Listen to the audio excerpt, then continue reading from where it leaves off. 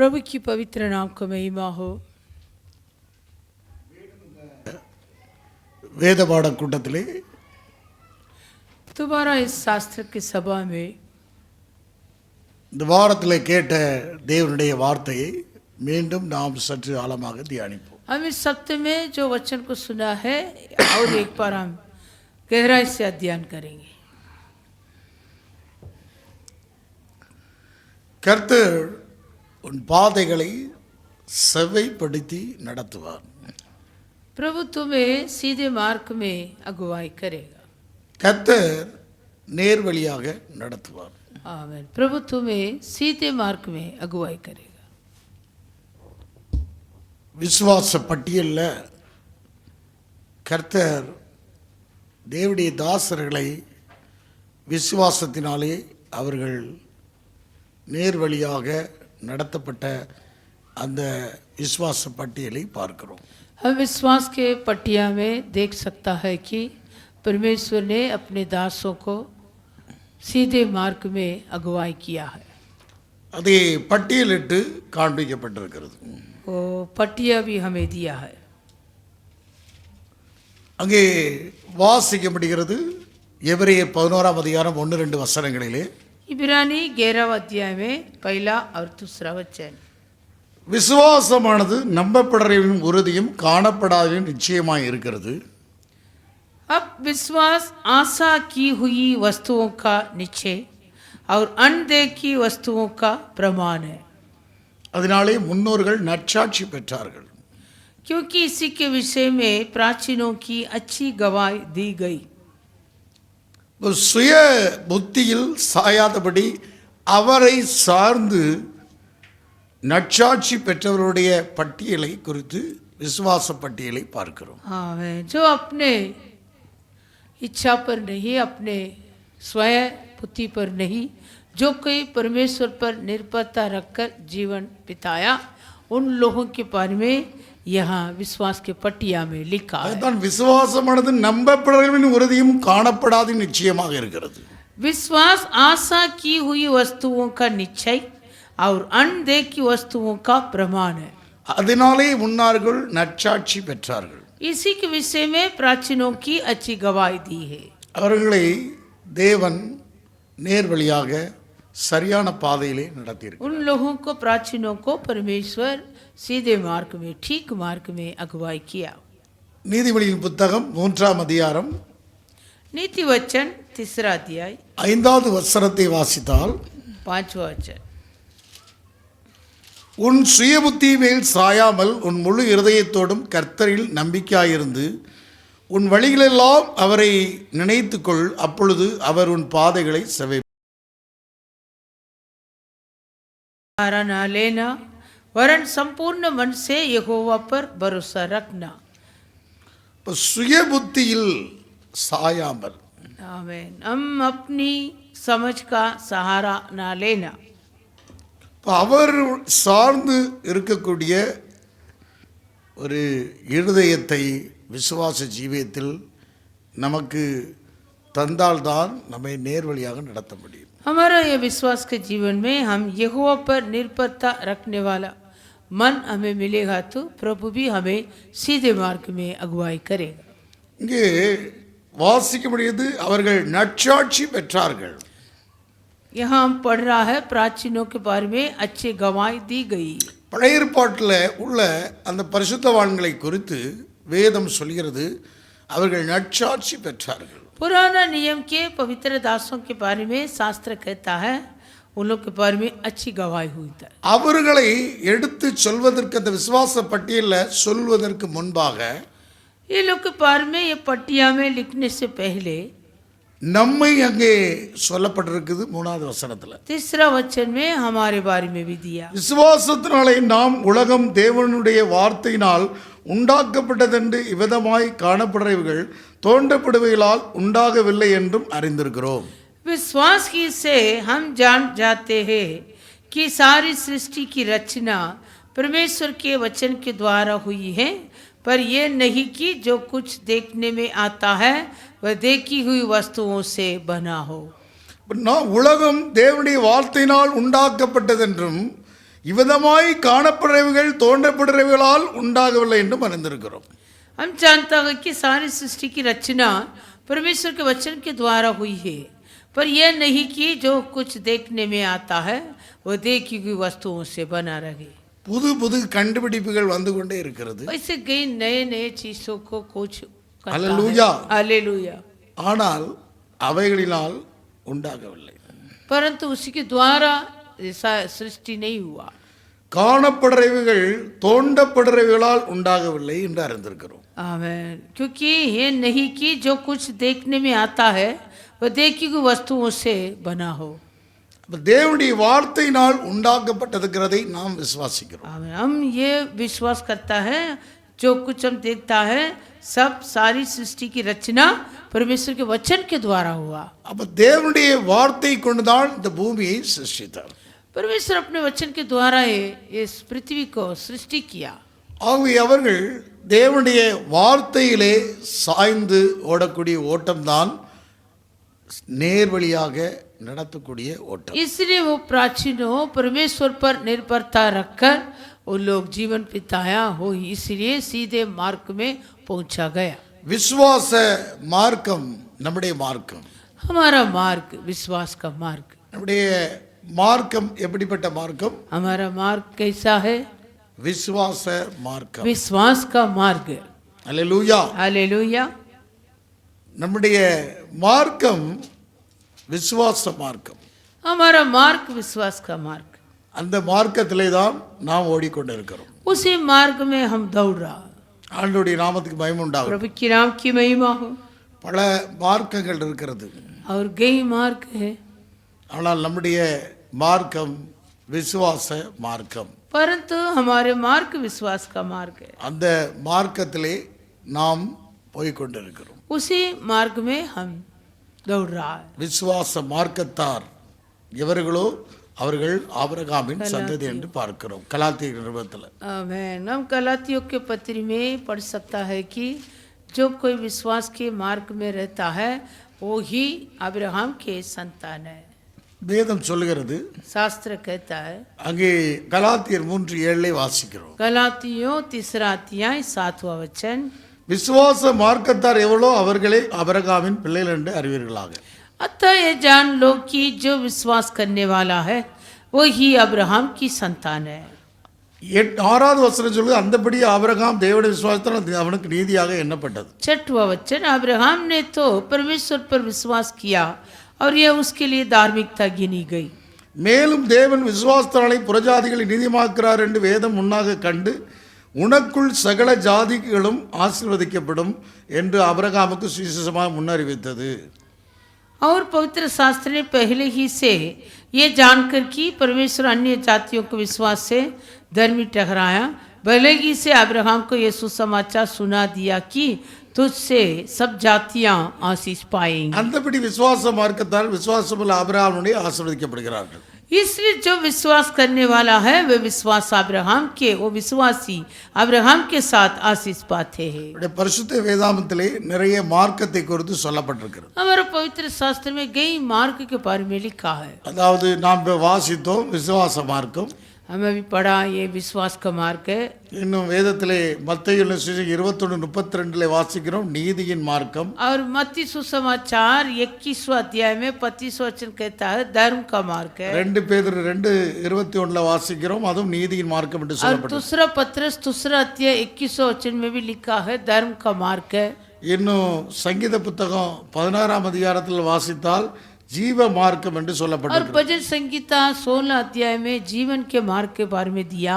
அங்கே கடைசி வசனம் வாசித்த அந்த சங்கீதம் அங்கே இப்போ எத்தனாவது சொன்னேன்? 16ஆம் அதிகாரத்தில் கடைசி வசனத்தை வாசித்தால் ஜீவ மார்க் 11ஆம் வசனம் சொல்லுது ஜீவ மார்க்கம் என்று. भजन संगीता 16 अध्याय में 11 वचन में लिखा है जीवन का मार्ग है. ஆண்டவருடைய நாமத்துக்கு மகிமை உண்டாகட்டும். प्रभु की नाम की महिमा. இன்னும் வாசித்தால் ஞான மார்க்கம் என்று சொல்லப்பட்டிருக்கிறது. और बुद्धि का मार्ग को भी लिखा है. நீதிமொழிகள் 4:11 சொல்கிறது நீதியின் மார்க்கம் இல்ல ஞான மார்க்கம். आमीन. नीति वचन 4वां अध्याय में लिखा है 11 वचन 11 वचन में ஞான மார்க்கம் என்று बुद्धि சொல்லப்பட்டிருக்கு. का मार्ग है இன்னும் சொன்னால் சத்திய மார்க்கம் என்று சொல்லப்பட்டிருக்கிறது. और सत्य का मार्ग के बारे में भी लिखा है. 2 பேதுரு 2ஆம் அதிகாரம் 2ஆம் வசனத்திலே சத்திய மார்க்கம் என்று சொல்லப்பட்டிருக்கு. दूसरा पत्रस दूसरा अध्याय दूसरा वचन में सत्य का मार्ग के बारे में दिया. அப்போஸ்தலர் நடவடிக்கைகளையும் வாசிக்க முடிகிறது. அப்போஸ்தலர் நடவடிக்கைகளையும் 22:4 அங்கே சத்திய மார்க்கம் என்று சொல்லப்பட்டிருக்கு. आमीन. प्रेरितों के काम 22वां अध्याय 4 में भी सत्य के मार्ग के बारे में दिया. இப்படி अनेक வேதத்திலே மார்க்கங்களை குறித்து வாசிக்கிறோம். आमीन. वैसे हम शास्त्र में कई मार्ग के बारे में लिखा है. இன்னும் சோர மார்க்கம் என்று சொல்லப்பட்டிருக்கிறது. आमीन. और जो दूर होने वाला मार्ग के बारे में भी लिखा. அதாவது அது பிகடவே மார்க்க. அல்லேலூயா. आमीन. அதாவது சோரமோட மார்க்கம் बिगड़ा हुआ मार्ग है. 2 நாளாகவும் 21:13 சொல்லப்பட்டிருக்கு. दूसरा इतिहास 21:13 आमीन 21:13 में लिखा है. இது மனுஷ மார்க்கம் என்று சொல்லப்பட்டிருக்கிறது. और मनुष्य मार्ग के बारे में भी दिया है. மார்க்கம் தப்பிய நட்சத்திரங்கள் என்று வேதத்திலே வாசிக்கிறோம். और भी हम शास्त्र में पढ़ रहा है जो तारा है अपने रास्ता छोड़ दिया. அப்போ अनेक மார்க்கங்களை குறித்து சொல்லப்பட்டிருக்கு. वैसे हमारे शास्त्र में कई मार्ग के बारे में लिखा है. தேவனுடைய மார்க்கம், आमीन. प्रभु का मार्ग है உத்தம மார்க்கம், और उत्तम मार्ग है இன்னும் சமாதான மார்க்கம் और शांति का मार्ग. வேதத்திலே வாசிக்கிறோம். वैसे हम पढ़ रहा है. நாம் இந்த நாட்களிலே விசுவாச மார்க்கத்திலே நாம் வந்திருக்கிறோம். हम इन दिनों में इस विश्वास के मार्ग में आया. சுய புத்தியில் சாயாதபடி தேவனுடைய வார்த்தையில் சாய்ந்து ஜீவிக்கக்கூடிய ஜீவியத்து தான் விசுவாச மார்க்கம். हम अपने स्वयं में नहीं परंतु परमेश्वर पर निर्भरता रख के जीवन बिताना उनका नाम है विश्वास का मार्ग. விசுவாச மார்க்கத்தில் நாம் ஜீவிக்கும்படியாக வந்திருக்கிறோம். हम विश्वास के मार्ग में जीवन बिताने के लिए आया है. இந்த வேத பாடக்கூடத்திலே ஆபிரகாமையும் இயேசு கிறிஸ்துவையும் குறித்து நாம் பார்க்க போகிறோம். इस शास्त्र की सभा में हम अब्राहम और यीशु क्रिस्त दोनों के बारे में देखेंगे. ஆண்டவருடைய நாமத்துக்கு மகிமை உண்டாகட்டும். प्रभु के नाम की महिमा हो. அபிரகாமின் குமாரனாகிய தாவீதின் குமாரனாகிய இயேசு கிறிஸ்துவின் வம்ச வரலாறு. अब्राहम के पुत्र है दाऊद का पुत्र, अब्राहम का संतान और दाऊद का संतान यीशु मसीह का वंश. இந்த விசுவாச பட்டியலை நாம் அதை வாசித்தால் தொடக்கத்திலிருந்து வாசித்தால் நம்ம அங்கே நற்சாட்சி பெற்றவர்களை குறித்து சொல்லப்பட்டிருக்கு. विश्वास के पट्टिया में हम पढ़ेगा तो जो अच्छी गवाही पाए उन लोगों के बारे में दिया है. கர்த்தரை சார்ந்து ஜீவித்த தேவனுடைய தாசரை கொடுத்து வாசிக்கிறோம். प्रभु पर निर्भरता रखकर जीवन बिताया हुआ परमेश्वर के दासों के बारे में हम पढ़ रहा है. அது அப்போஸ்தலன் பவுல் அதை பட்டியலிட்டு எழுதியிருக்கிறார். इसलिए प्रेरित पौलुस उस सारे लोगों को पटिया लिख के रखा. நாமும் கூட முதலாவது தேவனுடைய வார்த்தையை நாம் விசுவாசிக்கிறோம் என்று சொல்லப்பட்டிருக்கிறது. उसी में हमारे बारे में भी लिखा है हम पहले सारी सृष्टि परमेश्वर के वचन से ही हुआ करके हम विश्वास करते அப்ப हैं. தேவனுடைய வார்த்தையை நாம் கூட வார்த்தையை சார்ந்துதான் இந்த பூமியிலே ஜீவிக்கணும். हम भी इस पृथ्वी में परमेश्वर के वचन पर निर्भरता रखकर जीवन बिताता है. ஆகவே தான் அங்கே வாசிக்க முடிகிறது. இவ்விதமாய் காணப்படுறவைகள் தோன்றப்படுகளால் உண்டாகவில்லை என்று அறிந்திருக்கிறோம்.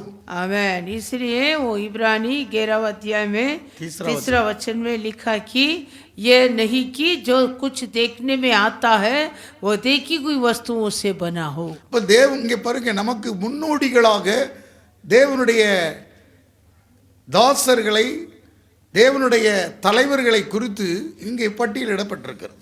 और हमारे जो अगुवा के रूबी गई परमेश्वर के दासों प्राचीनों के बारे में यहाँ पटिया दिया. அவரை சார்ந்து கர்த்தரையே சார்ந்து ஜீவித்தவர்களை அவர் சரியாக நடத்தி இருக்கிறார். जो कोई यहोवा पर निर्भरता रखकर जीवन बिताया उन लोगों को प्रभु ठीक मार्ग में अगुवाई भी किया. சுயபுத்தியில் சாய்ந்த வழிகளை மாற்றி அவர்களை சரியான வழியிலே தேவன் நடத்தினார். जो कोई अपने स्वयं में जीवन बिताया था उन मार्गों को प्रभु बदल के प्रभु के मार्ग में ठीक सीधे मार्ग में उन लोगों को अगुवाई किया. ஆகவே அது நற்சாட்சி பெற்ற விசுவாச வீரர்களை குறித்து பார்க்கிறோம். वो अच्छी गवाही पाए हुए सूरवीर. அப்போ அதை இன்னொரு வசனத்தை கூட மீகாவின் புத்தகத்தை எடுத்து வாசித்தால் 3ஆம் அதிகாரத்தில் मीका 3 अध्याय இங்கே தலைவர்களை குறித்து அங்கே தீர்க்கதரிசிகளை குறித்து தேவனுடைய வார்த்தை கொண்டவர்களை குறித்து அங்கே வாசிக்க முடியுது. மீகா 3:11 வாசிக்கிறோம். मीका 3 अध्याय 11 वचन வாசிக்கலாம். அதாவது முதலாவது வசனத்தை வாசித்தால் पहला वचन, நான் சொன்னது யாக்கோப்பின் தலைவர்களே, இஸ்ரவேல் வம்சத்தின் அதிபதிகளே, நியாயம் என்னதென்று அறிவது உங்களுக்கல்லவோ அடுத்தது. मैंने कहा, हे याकूब के प्रधानों, हे इज़राइल के घराने के न्यायियों, सुनो, क्या न्याय का भेद जानना तुम्हारा काम नहीं? நாம் எபிரெய பட்டியலே ஒரு பட்டியல் தலைவர்களை குறித்து அங்கு நற்சாட்சி பெற்றவர்களை குறித்து பார்த்தோம். हम इब्रानी के पट्टिया में जो प्राचीनों अच्छे गवाही पाए हुए लोगों के बारे में, இங்கே மீகா தீர்க்கதரிசி ஆவில் ஏவப்பட்டு அங்கே எழுதுகிற வார்த்தையை பார்க்கலாம். यहाँ मीका पशुतक्ता अपने आत्मा में उबार के वैसे लिख रहा है. 8வது வசனத்தில் வாசித்தால் मीका 3 में 8वां वचन, நானோ யாக்கோப்புக்கு அவன் மீறுதலையும் இஸ்ரவேலுக்கு அவன் பாவத்தையும் அறிவிக்கும்படி கர்த்தருடைய ஆவி அருளிய பலத்தினாலும் நியாயத்தினாலும் பராக்கிரமத்தினாலும் நிரப்பப்பட்டிருக்கிறேன். परंतु मैं तो यहोवा की आत्मा से शक्ति, न्याय और पराक्रम पाकर परिपूर्ण हूँ कि मैं याकूब को उसका अपराध और इज़राइल का उसका पाप जता सकूं. கர்த்தருடைய ஆவியின் அருளினால் நிரப்பப்பட்டவர் இவர்களை குறித்து கண்டித்து உணர்த்தி பேசுகிறார். यहोवा की आत्मा से परिपूर्ण हुआ हुआ मीका इन लोगों के बारे में ताड़ना देता है. தலைவர்கள், सरदार लोग, முதலாவது தலைவர்கள் சரியானபடி உலகத்தில் போய் சாய்ந்து விடக்கூடாது. पहले जो सरदार है उन लोग वो ठीक मार्ग में रखना, उस संसार पर निर्भरता नहीं रखना. விசுவாசத்தையே சார்ந்து வாழ வேண்டும். वो लोग विश्वास पर निर्भरता रखना, கர்த்தரையே சார்ந்து வாழ வேண்டும். प्रभु पर निर्भरता रखना. இவர்களை குறித்து சொல்லும்போது 11வது வசனத்திலே और 11वां वचन, அதன் தலைவர்கள் பரிதானத்துக்கு நியாயம் தீர்க்கிறார்கள், அதன் ஆசாரிகள் கூலிக்கு உபதேசிக்கிறார்கள், அதன் தீர்க்கதரிசிகள் பணத்துக்கு குறி சொல்கிறார்கள். ஆகிலும் அவர்கள் கர்த்தரை சார்ந்து கொண்டு கர்த்தர் எங்கள் நடுவில் இல்லையோ, தீங்கு எங்கள் மேல் வராது என்கிறார்கள். उसके प्रधान घूस ले लेकर विचार करते हो और याजक दाम ले लेकर व्यवस्था देते हैं और पुस्तकता रुपये के लिए बावी करते हैं, तो भी वो ये कहकर यहोवा पर भरोसा रखते हैं, यहोवा हमारे बीच में है, इसलिए कोई विपत्ति हम पर न आएगी. செய்கிறது அநியாயமும் அநீதியும், जो वो लोग करता है वो अन्याय और अधर्म है. கர்த்தருக்கு வார்த்தைக்கு விரோதமாக அவர்கள் எழுந்தார்கள். वे लोग परमेश्वर के वचन के विरोध से खड़ा था. தலைவர்கள், सरदार लोग பரிதானத்துக்கு நியாயம் தீர்க்கிறார்கள். घूस ले लेकर विचार किया, லஞ்சம் வாங்கி நியாயம் தீர்த்தார்கள். घूस लेकर न्याय किया. அதன் ஆசாரிகள் கூலிக்கு உபதேசிக்கிறார்கள். और जो याजक है वो लोग दाम ले लेकर व्यवस्था देते हैं, பணத்துக்கு உபதேசிக்கிறார்கள். पैसे के लिए. அது தீர்க்கதரிசிகள் பணத்துக்கு குறி சொல்லுகிறார்கள். और जो भविष्यवक्ता है रुपये के लिए இந்த भावी करता है. காலங்களையும் அப்படி நடந்து கொண்டிருக்கிறது. इन दिनों में भी वैसे ही हुआ. இதை சொல்வதற்கு பரிசுத்தாவியினுடைய பலத்தினால் நிரப்பப்பட்டவர்கள் தேவை. आमेन. इस विषय को कहने के लिए जो यहोवा के आत्मा के शक्ति से परिपूर्ण हुआ लोग चाहिए. அதுதான் இயேசு அப்படிப்பட்ட ஆவியில் நிரப்பப்பட்டவராக தெளிவாக தீர்க்கமாக பேசினார். इसलिए यीशु भी अपने आत्मा में परिपूर्ण होकर ठीक से वो कहा था. ஒரு இப்படிப்பட்ட ஒரு கூட்டம் அன்றைக்கும் இருந்தது, இன்றைக்கும் இருக்கிறது. वैसे एक झुंड आजकल भी है, उन दिनों में भी था. அன்றைக்கு மீகா தீர்க்கதரிசியுடைய காலத்திலும் இருந்தது, और मीका भविष्यवक्ता के दिनों में भी இயேசுடைய காலத்திலும் இருந்தது, यीशु के दिन में भी था, இன்றைக்கும் இருக்கிறது. आज भी है. இதெல்லாம் செய்துட்டு ये सब करके கர்த்தரை சார்ந்து கொண்டு கர்த்தர் எங்கள் நடுவில் இல்லையோ, தீங்கு எங்கள் மேல் வராது என்கிறார்கள். वे लोग कहता है यहोवा पर निर्भरता रखकर यहोवा हमारे बीच में है, इसलिए कोई विपत्ति हम पर न आए. அப்படிப்பட்டவர்களை பார்த்துதான் ஆவில் நிரப்பப்பட்டவர், பராக்கிரமத்தினால் நிரப்பப்பட்டவர் அல்ல, பலத்தினால் அல்ல, பராக்கிரமத்தினால் அல்ல, தேவனுடைய ஆவினாலே ஆகும் என்று தீர்க்க தரிசனம் உரைக்கிறார். யாரு அப்படிப்பட்ட நிரப்பப்பட்ட தீர்க்கதரிசி? மீகா. ऐसे लोगों के लिए देखकर जो पुष्ट तख्ता मीखा न बल से न पराक्रम से परंतु परमेश्वर के उस आत्मा जो शक्ति, न्याय और पराक्रम पाकर परिपूर्ण होकर कहता है। அப்படிதான் 8வது வசனத்திலே வாசிக்கிறோம். 8वां वचन में நானோ யாக்கோப்புக்கு அவன் மீறுதலையும் இஸ்ரவேலுக்கு அவன் பாவத்தையும் அறிவிக்கும்படி கர்த்தருடைய ஆவி அருளின பலத்தினாலும் நியாயத்தினாலும் பராக்கிரமத்தினாலும் நிரப்பப்பட்டிருக்கிறேன். परंतु मैं तो यहोवा की आत्मा से शक्ति न्याय और पराक्रम पाकर परिपूर्ण हूँ कि मैं याकूब को उसका अपराध और इस्राएल को उसका पाप जता सकूं। ஆகவே அன்றைக்கு பரிதானம் வாங்கியும் கூலிக்கு வேலை செஞ்சு மாரடித்து பணத்துக்காக வேலை செய்வர்களை குறித்து அவர் ஆவியின் பலத்திலே அவர் பேசுகிறார். इसलिए उन दिनों में ये भी का आवश्यकता आत्मा के सामर्थ से जो घूस लेकर और जो दाम लेकर कार्य किया उन लोगों के बारे में भविष्यवाणी दिया. கர்த்தரை சார்ந்தில்லாதபடி, वो लोग यहोवा पर निर्भरता नहीं, கர்த்தருடைய வார்த்தையை சார்ந்தில்லாதபடி यहोवा के वचन पर निर्भरता नहीं, உலகத்தை சார்ந்து விட்டார்கள். संसार पर निर्भरता. அப்படிப்பட்ட சார்ந்துட்டு वैसे संसार पर निर्भरता होकर ஆகிலும் கர்த்தரை சார்ந்து கொண்டு கர்த்தர் எங்கள் நடுவில் இல்லையோ எங்களுக்கு தீங்கு வராது என்று சொல்லிக் கொண்டிருக்கிறார். तो भी वो लोग कहता है हम तो यहोवा पर निर्भरता है इसलिए कोई विपत्ति हम पर ना आएगा. கர்த்தரை சாராதபடி வேற ஏதோ உலகத்தை சார்ந்து கொண்டு நான் கர்த்தரை சார்ந்து கொண்டிருக்கேன்னு वो சொல்கிறார். लोग को निर्भरता यहोवा पर नहीं है और किसी जगत पर है, फिर भी वो लोग कहता है यहोवा हमारे बीच में, वो यहोवा का द्वारा कोई विपत्ति हम पर नहीं आएगा. விசுவாசத்தின் அடிச்சுவடை சார்ந்தில்லாதபடி, वो लोग विश्वास के पत्र चिन्ह पर வேற नहीं எதையோ வேற அந்த உலகத்தின் அடிச்சுவடுகளை சார்ந்து கொண்டு और इस जगत के किसी पत्र चिन्ह पर निर्भरता रख நான் கர்த்தரை சார்ந்து கொண்டிருக்கிறோம், எங்களுக்கு தீங்கு எங்கள் நடுவில் அவர் இருக்கிறார், எங்களுக்கு தீங்கு வராது என்று சொல்லிக் கொண்டிருக்கிறார். वो लोग कहता है हमारा निर्भरता यहोवा पर है, यहोवा हमारे बीच में है इसलिए विपत्ति हम पर न आएगा. அப்படி சொல்லிக் கொண்டிருக்கிறதுக்காகத்தான் பரிசுத்த ஆவியினுடைய பலத்தினால அவர் ஆண்டவராக இயேசு கிறிஸ்து கூட பரிசேயர்கள் சதுசேயர்கள் வேதபாரர்களை எச்சரித்தார். அவர் கூட वैसे प्रभु यीशु मसीह भी पवित्र आत्मा के सामर्थ्य से जो सदुसियों, जो फरीसियों, जो पंडितों, उन लोगों को धाड़ न दिया. ஆகவே தான் அங்கே வேதத்திலே வாசிக்கிறோம். லூக்கா சொன்ன சுவிசேஷம் लूका सुसमाचार வாசிக்கலாம். 6ஆம் அதிகாரம் 6वां अध्याय 46வது வசனத்தில் வாசிக்கிறோம். लूका 6वां अध्याय में 46वां वचन. என்னை ஆண்டவரே ஆண்டவரே என்று சொல்லியும் நான் சொல்கிறபடி நீங்கள் செய்யாமல் போகிறது என்ன? जब तुम मेरा कहना नहीं मानते तो क्यों मुझे हे प्रभु कहते हो? இங்க பாருங்க, ஆண்டவரே ஆண்டவரேன்னு சொல்ற எல்லாத்தையும் செஞ்சுட்டு கர்த்தரை நான் சார்ந்து கொண்டிருக்கிறேன் ஆண்டவரே ஆண்டவரேன்னு சொல்லி கொண்டிருக்கிறார்கள். आमेन. सब कुछ जो करना कर देता, फिर बोलता हे प्रभु मेरा निर्भरता प्रभु पर.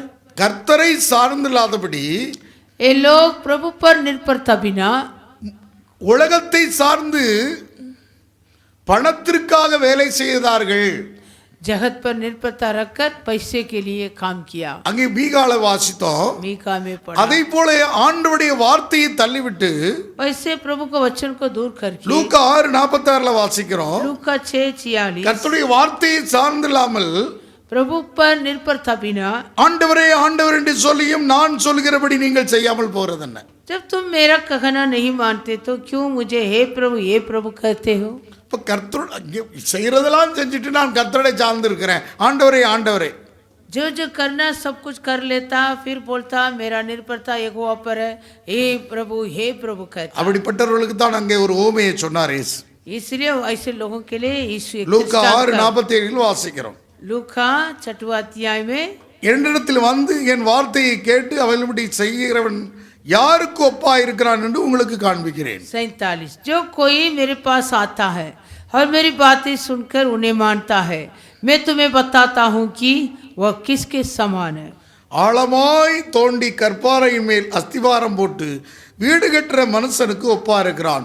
பெருவெள்ளம் வந்து நீரோட்டம் அந்த வீட்டின் மேல் மோதியும் அதை அசைக்க கூடாமல் போயிற்று, ஏனென்றால் அது கண்மலை மேல் அஸ்திவாரம் போடப்பட்டிருக்கிறது. वो उस मनुष्य के समान है जिसने घर बनाते समय भूमि गहरी खोदकर चट्टान पर नींव डाली, और जब बाढ़ आई तो धारा उस घर पर लही, परंतु उसे हिला न सकी क्योंकि वह पक्का बना था. என் வார்த்தைகளை கேட்டு அவைகளின்படி செய்யாதவனோ அஸ்திவாரம் இல்லாமல் மண்ணின் மேல் வீடு கட்டுறவனுக்கு ஒப்பா இருக்கிறான். நீரோட்டம் அதன் மேல் மோதினோடனே அது விழுந்து முழுவதும் அழிந்தது என்றார். परंतु जो सुनकर नहीं मानता वह उस मनुष्य के समान है जिसने मिट्टी पर बिना नींव का घर बनाया। जब उस पर धारा लगी तो वह तुरंत गिर पड़ा और गिरकर उसका सत्यानाश हो गया। அந்த விசுவாச பட்டியல் விழுந்தது என்று சொன்னால் நற்சாட்சி பெற்றவர்களை குறித்து சொல்லப்பட்டிருக்கிறது. ஆமென், அல்லேலூயா. விழுந்து போனவர்களை சொல்லல, நற்சாட்சி பெற்றவர்களை குறித்து जो சொல்லப்பட்டிருக்கிறது. विश्वास के पट्टिया में लिखा है वो गिरा हुए लोगों के बारे में नहीं, अच्छे गवाए पाए हुए लोगों के बारे में दिया। ஆண்டவருடைய நாமத்துக்கு மகிமை உண்டாகட்டும். प्रभु के नाम की महिमा। அதில் நாமும் கூட அந்த வார்த்தையை விசுவாசிக்கிறோம். उसी में हम भी वो वचन पर विश्वास करते அதுதான் நம்மை முதலாவது அங்கே எழுதித்தான் அதுக்கப்புறம் விசுவாச பட்டியலே வருகிறது. इसलिए पहले हमारे बारे में लिखकर फिर आगे विश्वास के पट्टिया को दिया। அப்ப நம்மை குறித்து அங்கே விழுந்தது என்றால் அங்கே நற்சாட்சி பெற்று விசுவாசத்திலே நின்றார்கள். आमेन। वो लोग गिरा नहीं, विश्वास में अच्छी गवाही पाकर खड़ा था। வேதத்திலே வாசிக்கிறோம், சரியாகபடி தேவன் அவர்களை நடத்தி இருக்கிறார். आमेन। उन लोगों को प्रभु ठीक मार्ग में अगुवाई किया। சுய புத்தியில் சாய்ந்துட்டு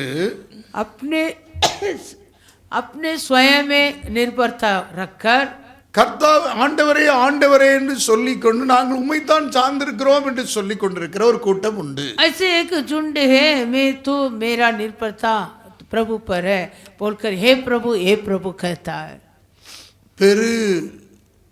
பெரிய ஒரு வெள்ளம் வரும்போது, एक बड़ा धारा आएगा, பெரிய ஒரு சோதனை வரும்போது, एक बड़ा परीक्षा आएगा, तभी அப்படிப்பட்டவர்கள் நிற்க முடியாது. वो लोग नहीं खड़ा हो सकते। விழுந்து போன ஒரு அனுபவம், गिरा हुआ अनुभव, இப்படிப்பட்ட ஒரு அனுபவத்தை சொல்லப்பட்டிருக்கிறது. ऐसे अनुभव को यहाँ लिखा। ஆண்டவருடைய நாமத்துக்கு மகிமை प्रभु உண்டாகட்டும். की नाम की महिमा। எங்களுக்கு நாங்கள் நிற்கிறோம் என்று சொல்லிக் கொண்டிருக்கிறவர்கள் वो लोग कहता हम तो खड़ा होता। எல்லாவற்றையும் அதாவது சுய வழியிலே சுய புத்தியில் சார்ந்து கொண்டிருக்கிறார்கள். वो लोग अपने स्वयं में रहता है, ஆயிலும் நாங்கள் கர்த்தரை சார்ந்து கொண்டிருக்கிறோம். लेकिन वो लोग कहता हमारा निर्भरता प्रभु पर है। எங்க நடுவில் அவர் இருக்கிறார், प्रभु यहोवा हमारे बीच தீங்கு में है, எங்களுக்கு வராது என்று சொல்லிக் इसलिए கொண்டிருக்கிறார். हमें कुछ विपत्ति नहीं आएगा। இப்படிப்பட்டவர் தான் அதாவது அவருடைய வார்த்தையை விட்டுட்டு கர்த்தாவே கர்த்தாவின்னு சொல்லக்கூடிய ஒரு கூட்டம். वे लोग प्रभु का वचन को छोड़ के फिर भी कहता हे प्रभु हे प्रभु। சுய புத்தியில் சாய்ந்திருக்கிற ஒரு கூட்டம். ये अपने स्वयं में निर्भरता रखता है। ஆக இந்த விசுவாச பட்டியலில் முதலாவது நாம் பார்க்கிறோம்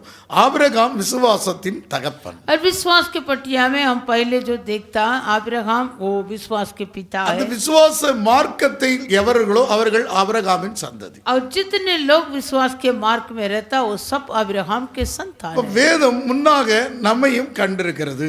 आमेन। शास्त्र पहले हमें भी देखा है। அதைத்தான் நாம் கலாத்தியர்கள் நிருபம் 3ஆம் அதிகாரத்திலே நாம் வாசித்தோம். गलातियों के पत्री 3 अध्याय में 8வது வசனத்திலே வாசித்தோம். 8वां वचन 3:8 மேலும் தேவன் விசுவாசத்தினாலே புறஜாதிகளை நீதிமாக்குகிறார் என்று வேதம் முன்னதாக கண்டு உனக்குள் சகல ஜாதிகளும் ஆசீர்வதிக்கப்படும் என்று ஆபிரகாமுக்கு சுவிசேஷமாக முன்னறிவித்தது. और पवित्र शास्त्र ने पहले ही से ये जानकर कि परमेश्वर अन्य जातियों को विश्वास से धर्मी ठहराएगा, पहले ही से अब्राहम को ये समाचार सुना दिया है कि तुझ में सब जातियां आशीष पाएंगी। இதை அப்படியே வைத்துக்கொண்டு நம்ம ரோமர்கள் நிருபத்தை 4ஆம் அதிகாரத்தை திருப்பிக் கொள்ளும். अभी रोमियो 4वां अध्याय, ரோமர்கள் நிருபம் 4ஆம் அதிகாரம் रोमियो 4 வாசிக்கலாம்.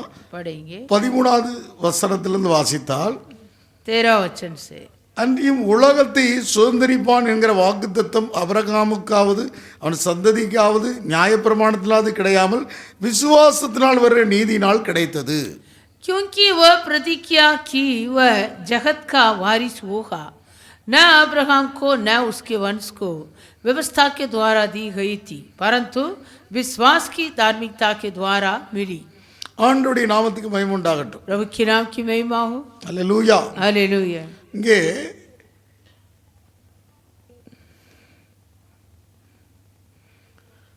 12வது வசனத்தை வாசிக்கலாம். 12 वचन। விருத்தி சதத்தை பெற்றவர்களாய் மாத்திரமல்ல, நம்முடைய தகப்பனாகிய ஆபிரகாம் விருத்திசனம் இல்லாத காலத்தில் அடைந்த விசுவாசமாகிய அடிச்சுவடுகளில் நடக்கிறவர்களாய் இருக்கிறவர்களுக்கு தகப்பனாய் இருக்கும்படிக்கு அந்த அடையாளத்தை பெற்றான். और उन खतना किए हुओं का पिता हो जो न केवल खतना किए हुए है परंतु हमारे पिता अब्राहम के उस विश्वास की लीक पर भी चलते हैं जो उसने बिन कतने की दशा में किया था। விருத்திசனம் பண்ணதுக்கு முன்பாகவே என்ன நடந்துட்டு விசுவாசமாக அடிச்சுவள்ளி நடக்கிறவமாக இருக்கிறவர்களுக்கு தகப்பனா இருக்கும்படி உன் மூலம் பூமி ஆசீர்வதிக்கப்பட்டு வாக்குத்தத்தத்தை பெற்றார். जो खतना होने से पहले ही अब्राहम ऐसे प्रतिज्ञा पा लिया, तेरे द्वारा सारे जाति आशीष पाएंगे। ஆண்டவருடைய நாமத்துக்கு மகிமை உண்டாகும். प्रभु की नाम की महिमा हो। இங்கே கவனிங்க, தேவன் ஏன் இஸ்ரவேலை தெரிந்து கொண்டார்? परमेश्वर क्यों इस्राएलों को चुन लिया? தெரிந்து கொண்டது நோக்கம் என்ன? क्यों, क्या मकसद है? தேவன் இந்த உலகத்தை ஆளுகை செய்ய ஒரு ஜனம் வேண்டும். परमेश्वर इस संसार में राज्य करने के लिए एक झुंड का जरूरत था। சாத்தானை வெட்கப்படுத்த शैतान को लज्जित தெரிந்து करने, கொள்ளப்பட்ட ஒரு ஜனம் தேவை. चुने हुए एक संतान जरूरी அதற்காக था। தேவன் அந்த நாட்களில் தெரிந்து கொள்ளப்பட்ட ஜனம் தான் இஸ்ரவேல். इसलिए प्रभु चुने हुए वो संतान है इस्राएल। அவர்களுக்கு தேவனுடைய வார்த்தையை கொடுத்தார். उन इस्राएलियों के लिए प्रभु अपने वचन को दिया, ஆனால் परंतु அவர்கள் தன்னுடைய சுய புத்தியில் சாய்ந்து விட்டார்கள். वे इस्राएल लोग अपने स्वयं में निर्भरता रखा, தேவனை சார்ந்து கொள்ளாமல் அவருடைய புத்தியில் சாய்ந்து கொண்டார். परमेश्वर पर निर्भरता बिना अपने स्वयं बुद्धि में தேவனுடைய निर्भरता, வார்த்தையிலே சாய்ந்து கொள்ளாமல் परमेश्वर के वचन पर निर्भरता नहीं, சுய புத்தியிலே சார்ந்து கொண்டார். अपने स्वयं में निर्भरता किया। ஆகவேதான் தேவன் புறஜாதிகளின் தேவனாக தெரிந்து கொள்கிறார். इसलिए परमेश्वर अन्य जातियों का परमेश्वर बन गए। ஆகவே இங்கே வாசிக்கப்பட்டது தேவன் ஆபிரகாமுக்கு பண்ண வாக்கின்படி जो अब्राहम के लिए दिया था वो प्रतिज्ञा के अनुसार உன் சந்ததிகளுக்கு என்று சொல்லாமல் உன் சந்ததிக்கு என்று சொல்லியிருக்கிறார். मैं तेरे संतानों को करके नहीं, तेरे वंश का। இங்கே வாசிக்க முடியுது. அங்கே நீங்கள் கலாத்தியர் நிருபத்திலே வாசிக்கலாம். गलातियों को पत्री கலாத்தியர் நிருபம் 3ஆம் அதிகாரம் 3 अध्याय 16வது வசனத்தை வாசிக்கலாம். 16 वचन। அபிரகாமுக்கு அவனுடைய சந்ததிக்கு வாக்குத்தத்தங்கள் பண்ணப்பட்டன. சந்ததிகளுக்கு என்று அநேகரை குறித்து சொல்லாமல் உன் சந்ததிக்கென்று ஒருவனை குறித்து சொல்லியிருக்கிறார், அந்த சந்ததி கிறிஸ்துவே. अतः प्रतिज्ञाएं अब्राहम को और उसके वंश को दी गई।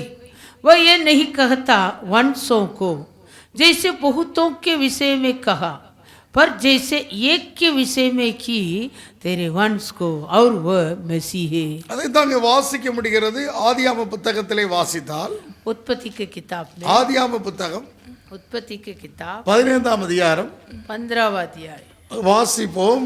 5வது வசனத்திலிருந்து 6வது வசனத்தை வாசிக்கலாம். 5 और 6वां वचन को पढ़ें। அவன் அவளை வெளியே அழைத்து, நீ வானத்தை அண்ணாந்து பார், நட்சத்திரங்களை உனக்கு என்ன கொடுமானால் அவர்களை என்ன என்று சொல்லி, பின்பு அவனை நோக்கி உன் சந்ததி இவ்விடமாய் இருக்கும் என்றார்.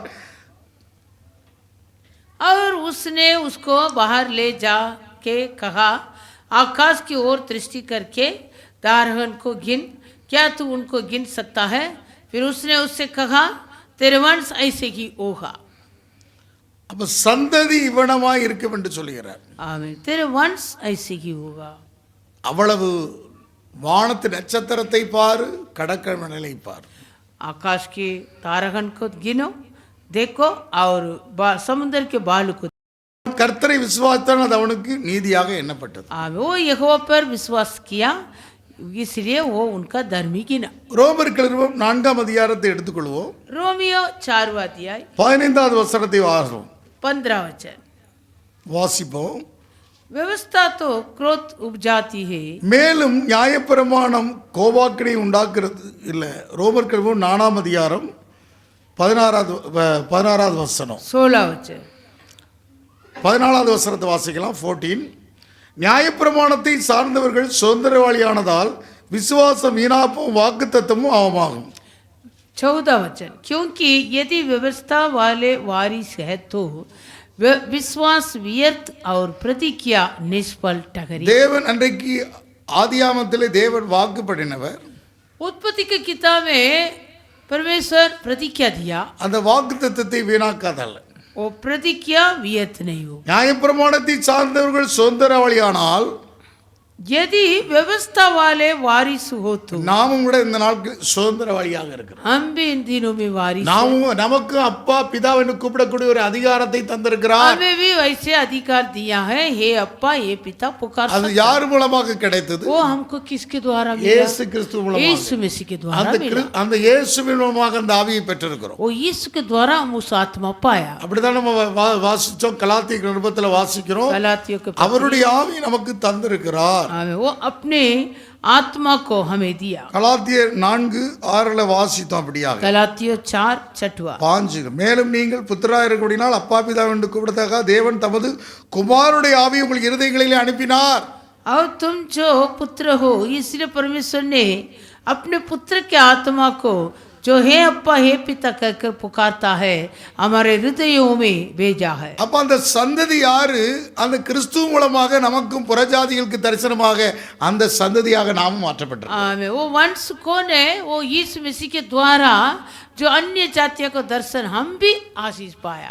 அவர்களுக்கு மாத்திரம் இங்கே அவர்களுக்கு அந்த நியாயப்பிரமாணத்தை சார்ந்தவர்களுக்கு மாத்திரமல்ல, நாம் இயேசுவை சார்ந்திருக்கிறோம். நமக்கும் ஒரு அதிகாரம் சுதந்திரத்தை தந்திருக்கிறார். और जो व्यवस्था पर निर्भरता है उनके लिए नहीं, केवल हम भी यीशु पर निर्भरता है, इसलिए हमको भी वो अधिकार को दिया. நம்முடைய மார்க்கம் விசுவாச மார்க்கம். हमारा मार्ग भी विश्वास का இயேசு मार्ग. கிறிஸ்துவை கொண்டு விசுவாச மார்க்கம். यीशु मसीह के द्वारा विश्वास के मार्ग. ரோமர் 4:16 வாசிக்கலாம். रोमियो 4:14 ஆதலால் சுதந்திரமானது கிருபையினால் உண்டாயிராதபடிக்கு அது விசுவாசத்தினாலே வருகிறது. நியாயப்பிரமாணத்தை சார்ந்தவர்களாகிய சந்ததியாருக்கு மாத்திரமல்ல, நம் எல்லாருக்கும் தகப்பனாகிய ஆபிரகாமுடைய விசுவாசத்தை சார்ந்தவர்களாகிய எல்லா சந்ததியாருக்கும் அந்த வாக்குத்தத்தம் நிச்சயமாக இருக்கும்படிக்கு அப்படி ஆயிற்று.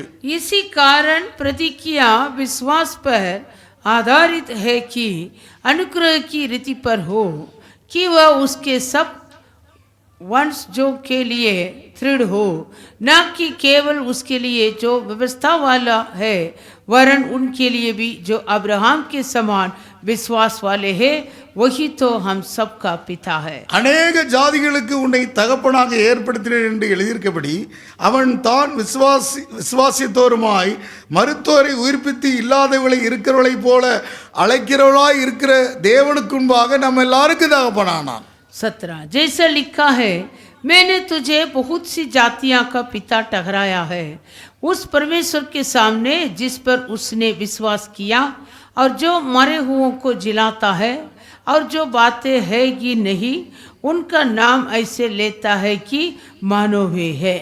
இங்கே பாருங்க, ஆபிரகாம் குறித்து சொல்லும்போது अगर अब्राहम के बारे में அங்கே ஆதியாகமம் புத்தகத்தில் எத்தனாம் அதிகாரத்தில்? 14ஆம் அதிகாரத்தில் அவனுக்கு நீ ஜாதிகளுக்கு தகப்பன் என்று சொன்னார். आमीन. उत्पत्ति का किताब कौन सा अध्याय? 15वां अध्याय. 15 अध्याय नहीं, 17ஆம் அதிகாரம். 17 अध्याय में कहा तो कई जातों का पिता बनेगा. அது எந்த வயசுல? वो कौन से उम्र? 99 வயசுல. 99 उम्र. நீ உத்தமனாய் நடந்து கொண்டு இரு என்று சொன்னார். आमीन. तो सिद्ध होकर चल. அதைத்தான் இங்கே 18வது வசனத்தில் ரோமர் 4:18 வாசிக்கிறோம். रोमियो 4:18 में वही हम पढ़ रहा है. உன் சந்ததி இவ்வளவா இருக்கும் என்று சொல்லப்பட்டபடியே தான் அநேக ஜாதிகளுக்கு தகப்பனாக நம்புவதற்கு ஏதுவல்லாது இருந்தும் அதை நம்பிக்கையோடு விசுவாசித்தான். उसने निराशा में भी आशा रखकर विश्वास किया, इसलिए कि उस वचन के अनुसार कि तेरा वंश ऐसे होगा वो बहुत सी जातियां का पिता हो. அவன் விசுவாசத்தினாலே பலவீனமாய் இருக்கவில்லை. அவன் ஏறக்குறைய 100 வயதாக இருந்தபோது தன் சரீரம் செத்து போனதையும் சாராவுடைய கர்ப்பம் செத்து போனதையும் எண்ணாதிருந்தான். वह जो 100 वर्ष का था अपने मरे हुओं से शरीर और सारे के गर्भ की मरी हुई की सी दशा जानकर भी विश्वास में निर्बल न हुआ. தேவனுடைய வாக்குத்தத்தத்தை குறித்து அவன் அவிசுவாசமாக சந்தேகப்படாமல் தேவன் வாக்குத்தத்தம் பண்ணினதை நிறைவேற்ற வல்லவராயிருக்கான் என்று சொல்லி முழு நிச்சயமாக நம்பி தேவனை மகிமைப்படுத்தி விசுவாசத்தில் வல்லவனானான். और न अविश्वासी होकर परमेश्वर की प्रतिज्ञा पर संदेह किया, पर विश्वास में दृढ़ होकर परमेश्वर की महिमा की. எப்படி மகிமைப்படுத்தி வல்லவனானான்? कैसे वो ऐसे महिमा किया? ஆகையால் அது அவனுக்கு நீதியாக எண்ணப்பட்டது. इसलिए ये अब्राहम का धर्मी गिना गया அவனுக்கு அது நீதியாக எண்ணப்பட்டது, அவனுக்கு மாத்திரமல்ல நமக்காக எழுதப்பட்டிருக்கிறது. और ये वचन विश्वास उसके लिए धार्मिकता गिना गया, ना केवल उसी के लिए लिखा गया. நம்முடைய கர்த்தராகிய இயேசு கிறிஸ்து மரித்தோரிலிருந்து எழுப்பினவரை விசுவாசிக்கிற நமக்கு அப்படி எண்ணப்படும். आमीन. हमारे लिए जो उस पर विश्वास करते हैं जिसने हमारे प्रभु यीशु मसीह को मरे हुओं में से जिलाया. கவனிங்க, 15 ஆதியாகமம் 15 அதிகாரத்துல நீ வானத்து நட்சத்திரத்தை பார் என்று சொன்னார், கடற்கரைகளை பார், இவ்வளவாகவும் சந்ததி பெருகப்படுவேன்னு சொன்னார். उत्पत्ति 15 अध्याय में अब्राहम के लिए यहोवा परमेश्वर ने कहा, आकाश के तारागण को देखो, समुद्र को बालू को देखो, इतना मैंने तेरे वंश को बढ़ाऊंगा. அந்த எப்படி அந்த வாக்குத்தத்தம் நிறைவேறிச்சது? वो प्रतिज्ञा कैसे पूरा हुआ? இங்கே கவனிக்க வேண்டும். सुनिए. ஆபிரகாமை குறித்து பார்க்கும்போது அங்கே அவன் விசுவாசித்தான் நீதியாக எண்ணப்பட்டது. और अब्राहम के बारे में लिखा, अब्राहम ये बात को विश्वास किया, वो उनके लिए धर्मी गिना. எப்பொழுது விசுவாசத்தில் வல்லவனானான்? लेकिन वो विश्वास में कब दृढ़ हुआ? தேவனை மகிமைப்படுத்தி வல்லவனானான். परमेश्वर का महिमा किया, दृढ़ भी किया हुआ. விசுவாசம் புடமிட்டு பார்க்கும்போது आमीन. जब उनके विश्वास को परख के देखेगा तभी. அவனுடைய விசுவாசம் 22 அதிகாரத்திலே புடமிட்டு பார்க்கப்பட்டது. ये अब्राहम के वो विश्वास को उत्पत्ति 22 अध्याय में प्रभु परख के देखा. அப்போது தேவனை மகிமைப்படுத்தி விசுவாசத்தில் வல்லவனாக மாறான். तब अब्राहम परमेश्वर को महिमा किया, विश्वास में दृढ़ भी हुआ. அப்போ கொல்லுகிறவரும் உயிர்ப்பிக்கிறவருமாகிய தேவனை அவன் விசுவாசிக்கிறான். जो मारने वाला, जो जिलाने वाला, उस परमेश्वर पर अब्राहम विश्वास किया. ஆண்டவருடைய நாமத்துக்கு மகிமை உண்டாகட்டும். प्रभु के नाम की महिमा हो. ஆகவே தான் அங்கே யாக்கோபு நிருபத்தில் நம்ம 2 அதிகாரத்தில் வாசிக்கிறோம். याकूब का पत्री 2 अध्याय. யாக்கோபு 2 அதிகாரம் याकूब 2 अध्याय 21 வசனத்தை வாசிக்கலாம். 21वां वचन. நம்முடைய பிதாவாகிய ஆபிரகாம் தன் குமாரன் ஈசாக்கை பலிபீடத்தின் மேல் செலுத்தின போது கிரியினால் அல்லவா நீதிமாக்கப்பட்டான். जब हमारे पिता अब्राहम ने अपने पुत्र इसहाक को वेदी पर चढ़ाया तो क्या वह कर्मों से धार्मिक न ठहराता? விசுவாசம் அவனுடைய கிரியைகளோடு கூட முயற்சி செய்து கிரிகளினாலே விசுவாசம் பூரணப்பட்டது என்று காண்கிறாயே. अतः तूने देख लिया कि विश्वास ने उसके कामों के साथ मिलकर प्रभाव डाला है और कर्मों से विश्वास सिद्ध हुआ. ஆபிரகாம் தேவனுடைய விசுவாசத்தால் அது அவனுக்கு நீதியாக எண்ணப்பட்டது. வேத வாக்கியம் நிறைவேறிட்டு அது தேவனுடைய சிநேகமாக மாறிட்டான். और पवित्र शास्त्र का यह वचन पूरा हुआ. अब्राहम ने परमेश्वर का विश्वास किया और ये उसके लिए धर्म गिना गया. ஆதியாகமம் 15 அதிகாரத்திலே அவனுக்கு சொன்னார், ஆபிரகாம் விசுவாசித்தான் தேவனுடைய நீதியாக எண்ணப்பட்டது. अब्राहम उत्पत्ति 15 अध्याय में कहा था, अब्राहम ये बात को विश्वास किया इसलिए वो धर्मी गिना गया. அந்த எண்ணப்பட்டது வேற, நிறைவேறப்படுகிறது வேற. जो धर्मी गिना गया वो वचन अलग है, यहाँ वो सिद्ध हुआ. தேவனுடைய வாக்கியங்கள்லாம் அங்கே பாருங்க, நியாயப்பிரமாணத்தெல்லாம் எண்ணப்பட்டது. ஆனால் இயேசு தன்னுடைய சரீரத்திலே நிறைவேற்றினால் கிரியை செய்து. आमीन. परमेश्वर के सारे व्यवस्था वैसे धर्मी गिना गया, परंतु यीशु सारे व्यवस्था को अपने शरीर पर पूरा किया, सिद्ध किया. ஆண்டவருடைய நாமத்துக்கு மகிமை உண்டாகட்டும். प्रभु की नाम की महिमा हो. அதுவே தான் கலாத்தியர் நிருபத்திலே 3:10 அதை தெளிவாக வாசிக்கிறோம். गलातियों 3 अध्याय 10वां वचन. நியாயப்பிரமாணத்தின் கிரியைக்காராக யாவரும் சாபத்துக்குட்பட்டு இருக்கிறார்கள். நியாயப்பிரமாண புஸ்தகத்தில் எழுதப்பட்டவெல்லாம் செய்யத்தக்க அவைகளில் நிலைத்திருந்தவன் எவனோ அவன் சபிக்கப்பட்டவன் என்று எழுதியிருக்கிறது. इसलिए जितने लोग व्यवस्था के कामों पर செய்யத்தக்க அவைகளில் நிலைத்திராதவன் எவனோ அவன் சபிக்கப்பட்டவன் எழுதப்பட்டிருக்கு. इसलिए जितने लोग व्यवस्था के कामों पर भरोसा रखते हैं वे सब साप के अधीन है, क्योंकि लिखा है जो कोई व्यवस्था की पुस्तक में लिखा वह सापित है. இப்படி எழுதித்தாங்க சொல்லப்பட்டிருக்கிறது. और लिखा है 12வது வசனத்துல, 12 वचन में, இல்லை 11வது வசனத்துல வாசித்தா, 13 वचन. நியாயப்பிரமாணத்தினாலே ஒருவனும் தேவனிடத்தில் நீதிமாக்கப்படலை என்பது வெளியரங்கமாக இருக்கிறது, ஏனெனில் விசுவாசத்தினால் நீதிமான் பிழைப்பான் என்று எழுதியிருக்கிறது. पर यह बात प्रकट है कि व्यवस्था के द्वारा परमेश्वर के यहाँ कोई धर्मी नहीं ठहरता, क्योंकि धर्मी जन विश्वास से जीवित. நியாயப்பிரமாணமோ விசுவாசத்துக்குரியதல்ல, அவைகளை செய்கிற மனுஷனே அவைகளால் பிழைப்பான். पर व्यवस्था का विश्वास से कोई संबंध नहीं, क्योंकि जो उनको मानेगा वह उनके कारण जीवित रहेगा. செய்யாத நியாயப்பிரமாணத்துக்கு பிரயோஜனம் இல்ல.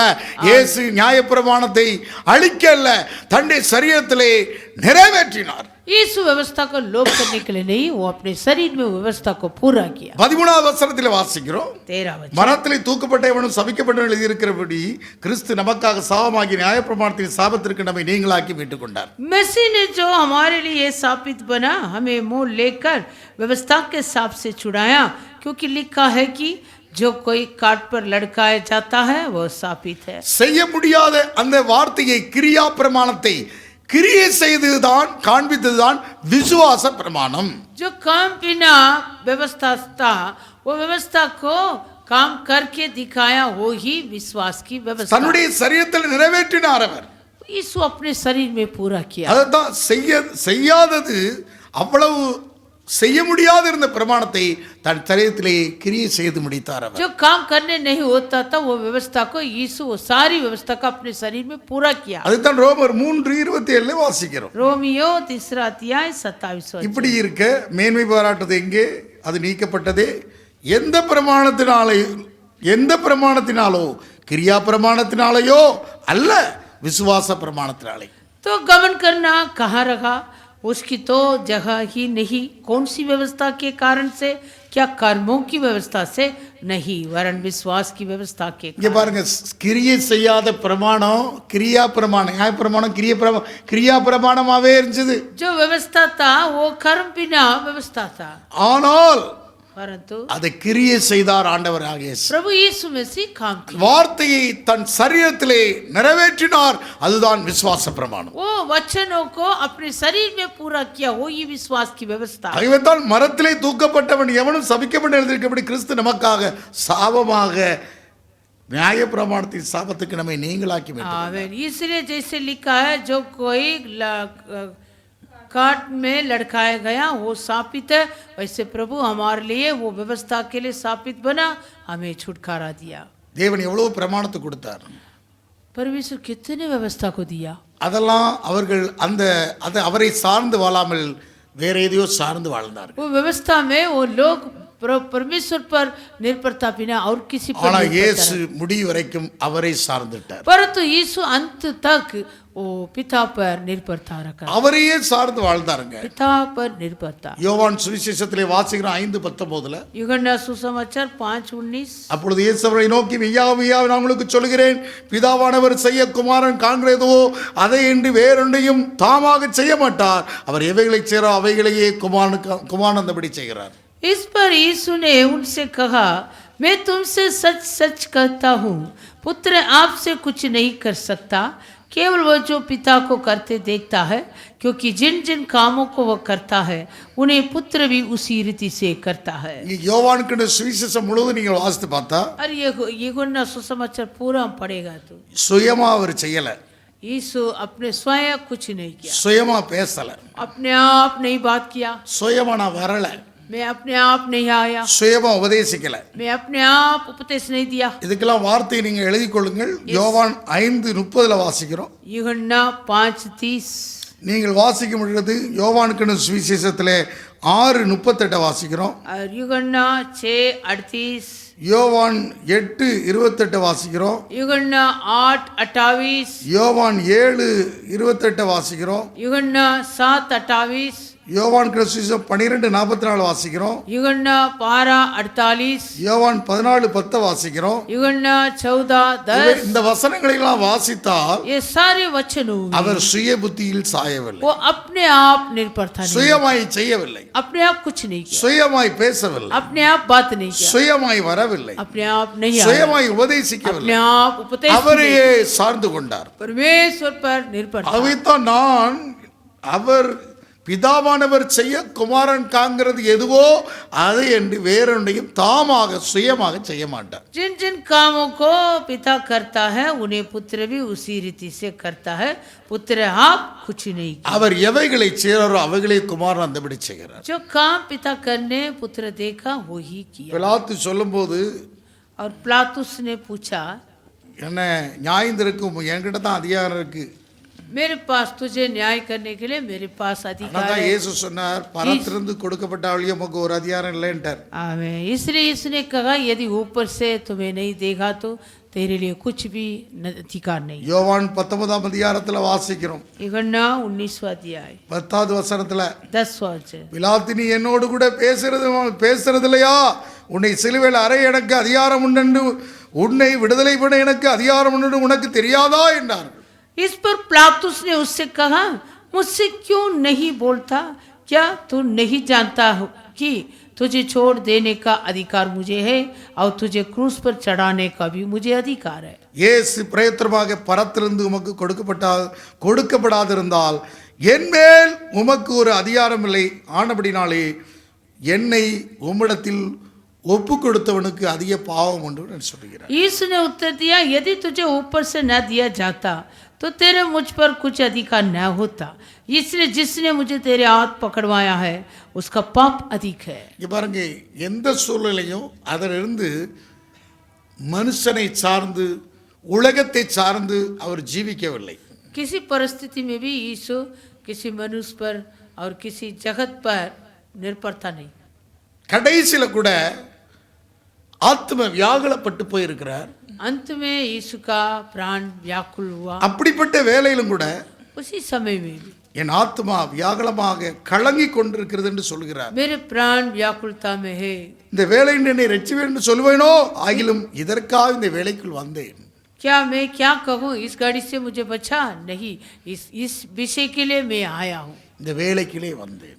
इसीलिए इस समय में आया हूँ. ஆகவே அவரையே சார்ந்து இருக்கக்கூடிய அனுபவம் தான் விசுவாச வாழ்க்கை. आमेन. वैसे उस पर निर्भरता रखना वही विश्वास का मार्ग. அவரையே சார்ந்து கொண்டார்.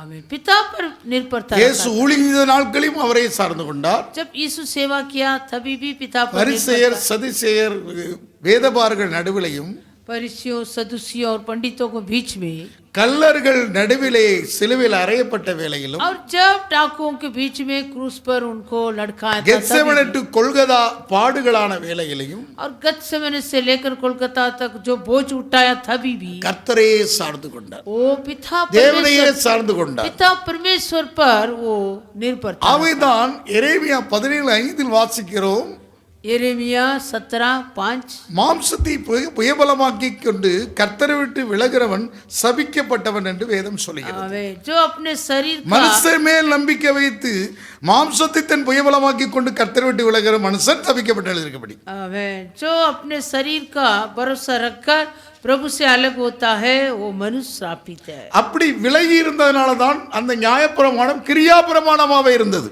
वैसे प्रभु से अलग रहता था, इसलिए जो व्यवस्था दिया था वो व्यवस्था काम पीना व्यवस्था था. கர்த்தரை சார்ந்து வாழாதபடி இருந்தார்கள். वो लोग प्रभु पर निर्भरता बिना जिया. அவர்கள் நியாயப்பிரமாணத்தை வெறும் வார்த்தையை தான் சார்ந்திருந்தாங்க. वो लोग केवल व्यवस्था के सिर्फ वचन पर निर्भर था. அதை அப்படிப்பட்ட இதிலை சார்ந்து இருந்தார்கள்.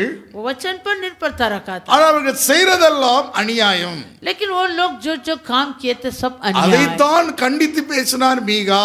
उस विषय को वो पश्चाताप मीका ठाठा है. ஆனா நாங்க கர்த்தரை சார்ந்து இருக்கிறோம், எங்களுக்கு தீமை வராது என்று சொல்கிறார்கள். लेकिन वो लोग कहते थे हमारा निर्भरता यहोवा पर है, इसलिए यहोवा हमारे बीच में है, हमें ना कुछ विपत्ति. தீமை கண்ணியை போல நான் வந்து அவர்களுக்கு, आमीन. लेकिन उन लोगों का विपत्ति एक जाल के जैसे, கண்ணியை போல் வரும் என்று சொன்னார். फंदे के जैसे आएगा.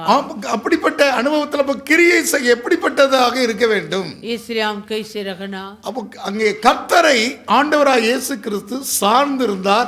அந்த விசுவாசத்தை தான் நாம் பின்பற்றுகிறோம். प्रभु यीशु मसीह पिता परमेश्वर पर निर्भरता रखा था, उसी विश्वास को हम भी पालन करें. அதைத்தான் ரோமர்கள் நிருபத்திலே நாம் வாசித்தோம். रोमियो को पत्री, ரோமர் அந்த அபிரகாமை குறித்து எழுதி அவனுக்கு மாத்திரமல்ல என்று 23வது வசனத்தில் 22 23 வாசிக்கலாம். 4:22. रोमियो 4:22. அது அவனுக்கு நீதியாக எண்ணப்பட்டது, அது அவனுக்கு நீதியாக எண்ணப்பட்டது என்பது அவனுக்காக மாத்திரமல்ல நமக்காகவும் எழுதப்பட்டது. इस कारण यह उसके लिए धार्मिकता गिना गया और यह वचन विश्वास उसके लिए धार्मिकता गिना गया, न केवल उसी के लिए लिखा गया वरन हमारे लिए भी लिखा है. நம்முடைய கர்த்தராகிய இயேசு கிறிஸ்துவை மரித்தோர்ந்து எழுப்பினவரை விசுவாசிக்கிற நமக்கும் அப்படி எண்ணப்பட்டது. और हमारे लिए भी जिनके लिए विश्वास धार्मिकता गिना जाएगा, अर्थात हमारे लिए जो उस पर विश्वास करते हैं, जिसने हमारे प्रभु यीशु मसीह को मरे हुए में से जिलाया. மரித்தோரிலிருந்து இயேசு எழுப்பப்பட்டார். मरे हुओं में से यीशु को जिलाया। அதைத்தான் நாம் விசுவாசிக்கிறோம். उस विषय को हम विश्वास करता है। அப்ப நமக்கும் கூட அப்படிப்பட்ட பாடுகள் கிறிஸ்துவின் நிமித்தம் வரக்கூடிய பாடுகள் ஆன வேளையில हमें भी मसीह का निमित्त आने वाले बोझ के समय அவரையே சார்ந்து கொள்ள வேண்டும். हमारा निर्भरता मसीह पर அவர்தான் रखना। தாவீது பாடின சங்கீதத்துல 16:8 கர்த்தரை எப்பொழுதும் எனக்குமாக நிறுத்தி நோக்கி கொண்டிருக்கிறேன், அவர் என் வலது பாசத்தில் இருப்பதால் செய்யப்படுவதில்லை. इसलिए जो दाऊद ने गीत गाया भजन संगीता 16 वचन में, मैंने यहोवा का निरंतर अपने सम्मुख रखा है, इसलिए कि वो मेरे दाहिने हाथ रहता है, मैं कभी न डगमगाऊंगा। அப்படிப்பட்ட வேளையிலே கர்த்தரை சார்ந்து கொள்ள வேண்டும். ओ मैं ऐसे समयों में यहोवा पर அவருடைய வார்த்தையை சார்ந்து கொள்ள வேண்டும். और वचन पर निर्भरता रखना। ஆதியிலே அந்த ஏதேனிலே அவர் தேவனுடைய வார்த்தையை அவர் சார்ந்து கொள்ளவில்லை. और शुरुआत में अदेन वाटिका में वो परमेश्वर का वचन पर निर्भरता नहीं था। அந்த கொடுத்த கட்டளையை சார்ந்து கொள்ளவில்லை. जो मिला वो आज्ञा पर निर्भरता नहीं था। அவரை சார்ந்து கொள்ளும் போது जब हम उस पर निर्भरता रखता तभी நம்மை சரியான வழியிலே நடத்துவார். वो हमें ठीक मार्ग में अगुवाई அவர் நேர் வழியாக நடத்துவார். वो सीधे मार्ग में अगुवाई அவரை சார்ந்து கொள்ள வேண்டும். हम उस पर निर्भरता रखेंगे। அபிரகாமும் லோத்து ரெண்டு பேரும் ஒரே நேரத்துல தான் கடந்து வந்தாங்க. अब्राहम लूत दोनों एक ही समय पर आया है। லோத்து அங்கே சோதோமுரை சிறைப்பட்டு போகிறார். लेकिन लूत वह सदम उमरा में वो बंधुआई हुआ। அவங்க சூழ்நிலையான வேளையில वो जो उनको परीक्षा आया, அபிரகாம் கர்த்தரை சார்ந்து கொள்கிறார். अब्राहम का निर्भरता प्रभु पर था। கர்த்தரை சார்ந்து கொள்ளும் போது वो प्रभु पर निर्भरता रखा था, அவர் நேர் வழியாக நடத்துகிறார். इसलिए प्रभु भी सीधे मार्ग में। நாம் அப்படிப்பட்ட வேளையில அப்படிப்பட்ட சோதனையான வேளைகள்ல हम भी जो परीक्षा के समय में விசுவாசம் பரீட்சிக்கப்பட்டு சோதிக்கப்படும். हमारा विश्वास परखा जाएगा। பேதுரு நிருபத்தில் வாசிக்கிறோம். पत्रस का पत्री 1 பேதுரு 1:7 வாசிக்கிறோம். पहला पत्रस पहला अध्याय 7 वचन। 1 பேதுரு நிருபம் पहला पत्रस 1ஆம் அதிகாரம் 7வது வசனம். पहला अध्याय 7। அழிந்து போற பொன் அக்கினியிலே சோதிக்கப்பட்டு சோதிக்கப்படும், அதை பார்க்கலாம் அதிக விலையேறப்பட்டதாக இருக்கிற உங்கள் விசுவாசம் சோதிக்கப்பட்டு இயேசு கிறிஸ்து வெளிப்படும் போது உங்களுக்கு புகழ்ச்சியும் கனமும் மகிமுண்டாவும் காணப்படும். और ये इसलिए है कि तुम्हारा परखा हुआ विश्वास जो आग से ताए हुए नासवान सोने से भी कहीं अधिक बहुमूल्य है, यीशु मसीह के प्रकट होने पर प्रशंसा और महिमा और आदर का कारण ठहरे।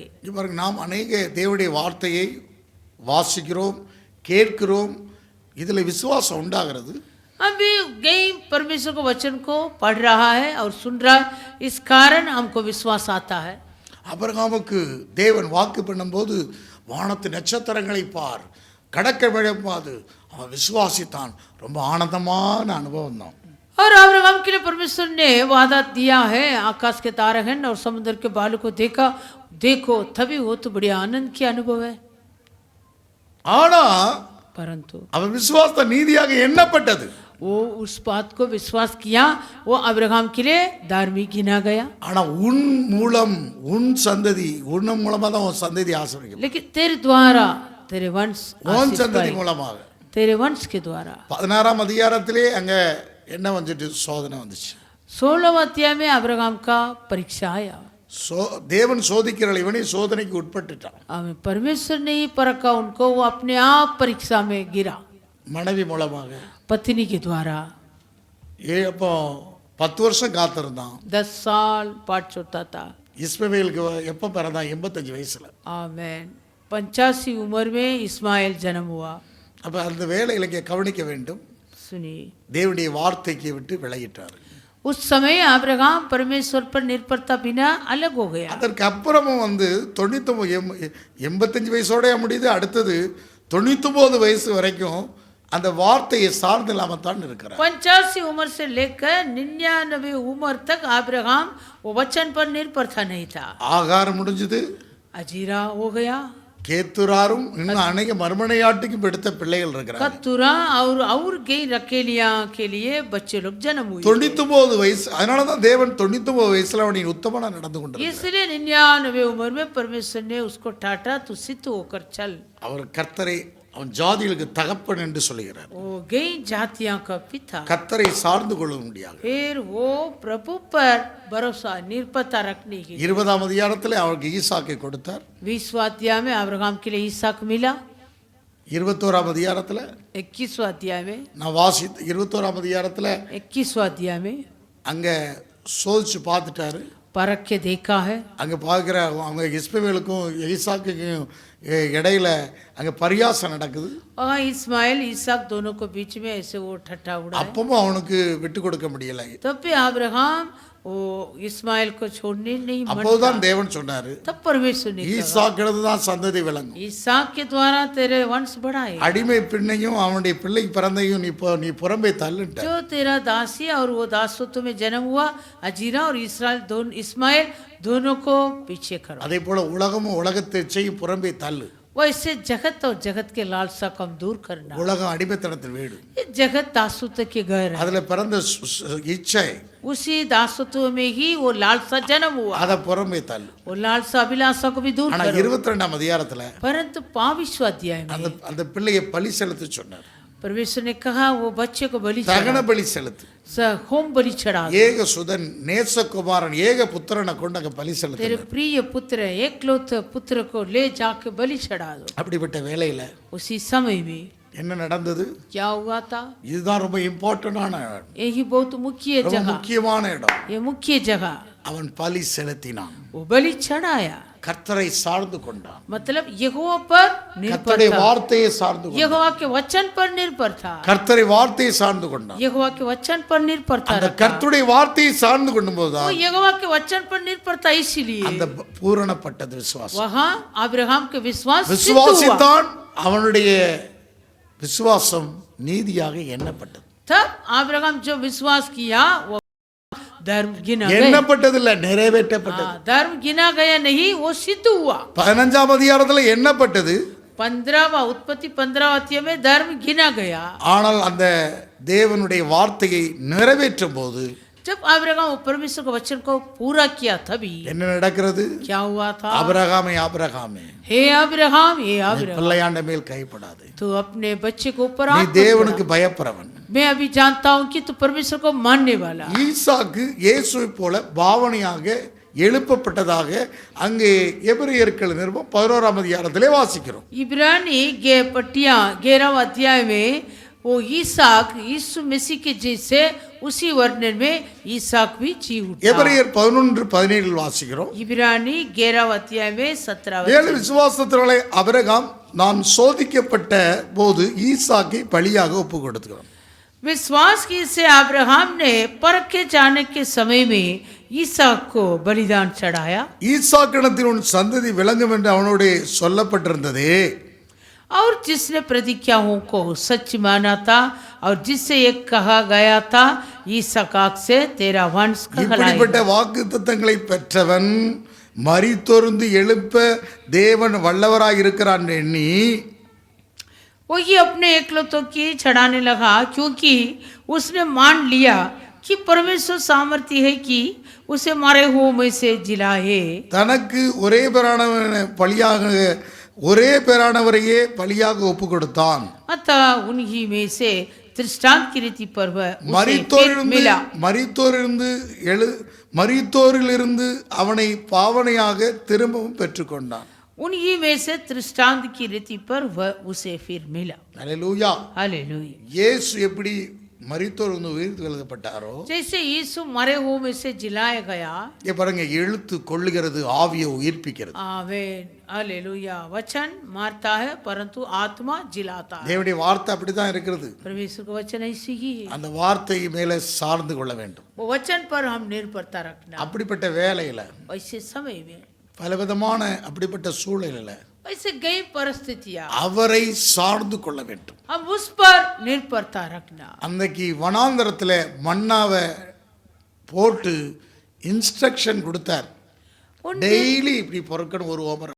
उन दिन में जंगल में मन्ना बरसाया और रोज एक एक ओमर लेना करके इंस्ट्रक्शन दिया. நீ அதிகமாக கொடுக்க கூடாது. क्योंकि तू अधिक नहीं விதிமுறைகளை அவர் சொன்னார். वो ऐसे कई व्यवस्था को दिया, விதியோं के लिए दिया था. विधियों को दिया. அப்போ அவர் அதுக்கு மேல நீ எடுத்தனா அது உருகி போகும். तो ज्यादा पटोर के रखेगा तो वो गल जाएगा. 6ஆம் நாள் 2 பங்கு எடுத்துக்க.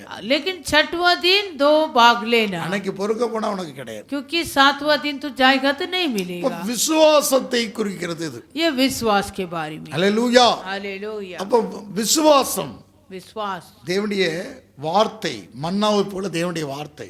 जो मन्ना है वो भी परमेश्वर का वचन है. உடைய விசுவாச ஜீவியத்துல तुम्हारा विश्वास के जीवन में விசுவாசத்தின் அடிச்சுவடுகளில் நடக்க வேண்டும். विश्वास के पथ चिन्ह पर चलना. அவரை சார்ந்திருக்கக்கூடிய அனுபவத்துக்கு தான் அந்த மன்னாவை பொறுக்க சொன்னார். उस यहोवा पर निर्भरता रखना, इसीलिए मन्ना को बिनने के लिए வனாந்தரத்துல கர்த்தரை நீ சார்ந்திரு. क्योंकि तो जंगल में उस यहोवा पर निर्भरता रखो. தினந்தோறும் நாம் தேவனுடைய வார்த்தையை சார்ந்திருக்கணும். हम भी प्रतिदिन परमेश्वर के इस वचन पर निर्भरता உலகத்தை சார்ந்திருக்க கூடாது. इस जगत पर निर्भरता नहीं. உலகத்தையே அவர்தான் உண்டாக்கிற வார்த்தை நான் உண்டாக்கி இருக்கிறேன். क्योंकि हम जानता है कि ये जगत को वो अपने वचन से बनाया. தோன்றியதெல்லாம் தோன்றுவதற்கு முன்பாகவே தேவனுடைய வார்த்தையினால் அவர் சிருஷ்டித்திருக்கிறார். जो सारी देखी हुई ये वस्तु पर सारी सृष्टि परमेश्वर अपने वचन से रचना किया. உலகத்தினுடைய மயக்கம் உன்னை அசைக்க கூடாது. और ये जगत का मोहित तुम्हें हिलाना नहीं. அப்படிப்பட்ட வேளையில ऐसे समय அவரை சார்ந்திருக்கணும். यहोवा पर हम निर्भरता रखें. ஆவிக்குரியவர்கள் பைத்தியக்காரர்கள் தான். आमीन. जो आत्मिक लोग है वो लोग ஆவிக்குரியவன் யார்? பைத்தியக்காரன். आत्मिक लोग कौन है? मूर्ख लोग है. அல்லேலூயா. ஆபிரகாம் ஒரு பைத்தியக்காரன். अब्राहम भी एक मूर्ख है. எவ்வளவு முட்டாள் மாதிரி 100 வயசுல பெற்ற பிள்ளை போய் பலி கொடுக்கறான் பாரு. कितने वो मूर्ख है, वो ऐसे 100 उम्र में पाया वो बच्चे को ले जाके बलि चढ़ाता. முடியுமா? कर सकते क्या? சொல்ல முடியுமா? आमीन. தேவனுடைய வார்த்தை மேல் சார்ந்திருந்தான். मतलब क्या है? वो परमेश्वर को वो वचन पर निर्भर था. அதுதாங்க விசுவாசத்தினுடைய வீரம். वो ही विश्वास का शूरवीर. கர்த்தருடைய வார்த்தையே சார்ந்திருக்க கூடியவர். यहोवा के वचन पर निर्भर था. அதான் நம்ம ஒரு ராஜாவை குறித்து பார்க்க முடியும். हम एक राजा के बारे में भी देख सकता है. ஒரு யூத ராஜாவை குறித்து பார்த்தோம். एक यहूदा का राजा 2 நாளாகம புத்தகத்திலே நாம் வாசிக்க முடிகிறது. दूसरा इतिहास के पुस्तक. அந்த ராஜா பேர் யாரு? आसा. ஆசாங்கிற ராஜா राजा आसा 14ஆம் அதிகாரத்துல கர்த்தரை சார்ந்து ஜெயித்து வந்துட்டாரு. दूसरा इतिहास 14वां अध्याय में ये यहूदा का राजा आसा यहोवा पर निर्भरता रखे जय पा लिया. அவனுக்கு எதிராக வந்த கூட்டம் பெரிய கூட்டம், இவன்ட்ட சின்னது தான் இருக்கு சேனை. और ये राजा आसा के विरोध से जो आए थे वो बड़े सैनिक लोग आया, लेकिन आसा के पास उतने नहीं, थोड़ा ही था. இங்க கவனிங்க, பலமுள்ளவனுக்காலும் பலனற்றவனுக்காலும் உதவி செய்யறது லேசான காரியம். और यहोवा जो शक्तिहीन है वो मदद करना उनको हल्की. இத பாக்குறதுக்கு ஏற்கனவே நாம் இந்த சத்தியத்தை கேட்டிருக்கிறோம். पहले हम ये सत्य को सुन चुके. ஆனா இங்க கவனிக்க வேண்டும், 16ஆம் அதிகாரத்துல பாசான் ஒரு இஸ்ரவேல் ராஜா இவனுக்கு விரோதமா யுத்தம் பண்ணான். लेकिन 16वां अध्याय में एक राजा, उसका नाम बासा, वो ये आसा के विरोध से युद्ध करने आया. இங்க கர்த்தரை சார்ந்தில்லாதபடி इस अध्याय में ये आसा यहोवा पर निर्भरता नहीं. இவன் வேற ஒரு ராஜ்யத்திற்கு வெகுமதி அனுப்பி அவர்களை சப்போர்ட்டுக்கு கூப்பிடுறான், சிறிய ராஜ்யத்தை. ये सीरिया राजा को सपोर्ट के लिए बुलाया. அதுக்கு அங்கே கவனிக்க வேண்டும், सुनिए, கர்த்தரை சார்ந்து கொள்ளவில்லை அவன். ये आसा प्रभु पर निर्भरता नहीं था. 16ஆம் அதிகாரத்தில் ஒரு ஞான திருஷ்டிக்காரன் அவனுக்கு உணர்த்துகிறார். 16वां अध्याय में एक दर्शी आकर समझाया. இப்ப நீ கர்த்தர் மாம்சத்தை புயபலமாக்கி நீ கர்த்தரை நம்பாம நீ ஏதோ நம்பிட்டப்பா. तो अपने शरीर पर भरोसा रखकर तो यहोवा पर निर्भरता को छोड़ மாம்சத்தை நீ புயபலமாக்கிட்ட. तो अपने शरीर को भुजबल बन गए. 7வது வசனம் 16ஆம் அதிகாரம் 7வது வசனத்துல 16वां अध्याय 7वां वचन. அக்காலத்துல ஞான திருஷ்டிக்காரனாகிய அனானி யூதாவின் ராஜாவாகிய ஆசாவிடத்திற்கு அவனை நோக்கி, நீர் உம்முடைய தேவனாகிய கர்த்தரை சார்ந்து கொள்ளாமல் சிரியாவின் ராஜாவை சாய்ந்து கொண்டபடினாலே சிரியா ராஜாவின் இராணுவம் உமது கைக்கு தப்பி போயிற்று. उस समय अनानी दर्शी यहूदा के राजा आसा के पास जाकर कहने लगा, तूने जो अपने परमेश्वर यहोवा पर भरोसा नहीं रखा वरन अराम के राजा ही पर भरोसा रखा है, इस कारण अराम के राजा की सेना तेरी हाथ से बच गई। இங்க சிரியாவினுடைய பெரிய பல உனக்கு உதவி கேட்டவனே உனக்கு கீழே தான் வச்சிருக்கார். आमें जो तुम पर तू जो जिस पर सहायता मांगा वो तेरे अधीन में था. அதாவது அவனை பெரிய ஆளு நினைச்சா அவனே உனக்கு கைக்குள்ள தான் வச்சிருக்கார் ஆண்டவர். ये सोचा था सीरिया का राजा बड़ा पराक्रमी, लेकिन वो सीरिया का राजा आशा के अधीन में ही था. 8வது வசனத்துல சொல்றாரு, 8वां वचन, மிகவும் ஏராளமான ரதங்களும் குதிரை வீரமுள்ள எத்தியோப்பியரும் லூபியரும் மகாசேனையா இருந்தார்கள். எங்க நடந்தது? 14ஆம் அதிகாரத்துல. क्या कुशियों और लूबियों की सेना बड़ी न थी और क्या उसमें बहुत से रथ और सवार न थे? நீர் கர்த்தரை சார்ந்து கொண்டு போதோவெனில் அவர்களை உமது கையில் ஒப்பு கொடுத்தார். तो भी तूने यहोवा पर भरोसा रखा था, इस कारण उसने उनको तेरे हाथ में कर दिया. ஏன் இவர் இங்கே கவனிக்க வேண்டும்? இவர் இந்த இடத்துல கர்த்தரை சார்ந்து கொள்ளவில்லை. ये आशा इस विषय में यहोवा पर निर्भरता नहीं रखा. தம்மை பற்றி உத்தம இருதயத்தோடு இருக்கிறவர்களுக்கு தம்முடைய வல்லமையை விளங்கப்படும்படி கர்த்தருடைய கண்கள் பூமி எங்கும் உலாவிக் கொண்டிருக்கிறது. இந்த விஷயத்தில் மதியில்லாதவராயிருந்தீர். ஆகையால் இது முதற்கொண்டு உமக்கு யுத்தங்கள் நேரிடும் என்றான். देख यहोवा की दृष्टि सारी पृथ्वी पर इसलिए फिरती रहती है कि जिनका मन उसकी ओर निष्कपट रहता है, उनकी सहायता में वह अपनी सामर्थ्य दिखाए. तूने ये काम मूर्खता से किया है, इसलिए अब से तू लड़ाइयों में फंसा रहा. ராஜா ஏற்கனவே ஒரு மிஸ்டேக் செய்துட்டான். ये राजा पहले एक गलत कर दिया, இன்னும் 3 மிஸ்டேக் செய்யறான். और 3 गलती हुआ. 4 great mistakes of ये राजा के द्वारा 4 प्रकार के गलतियां. இன்னும் 3 தவற செய்யறான். ஏற்கனவே கர்த்தரை சார்ந்தல. पहले ये यहोवा का निर्भरता को छोड़ दिया.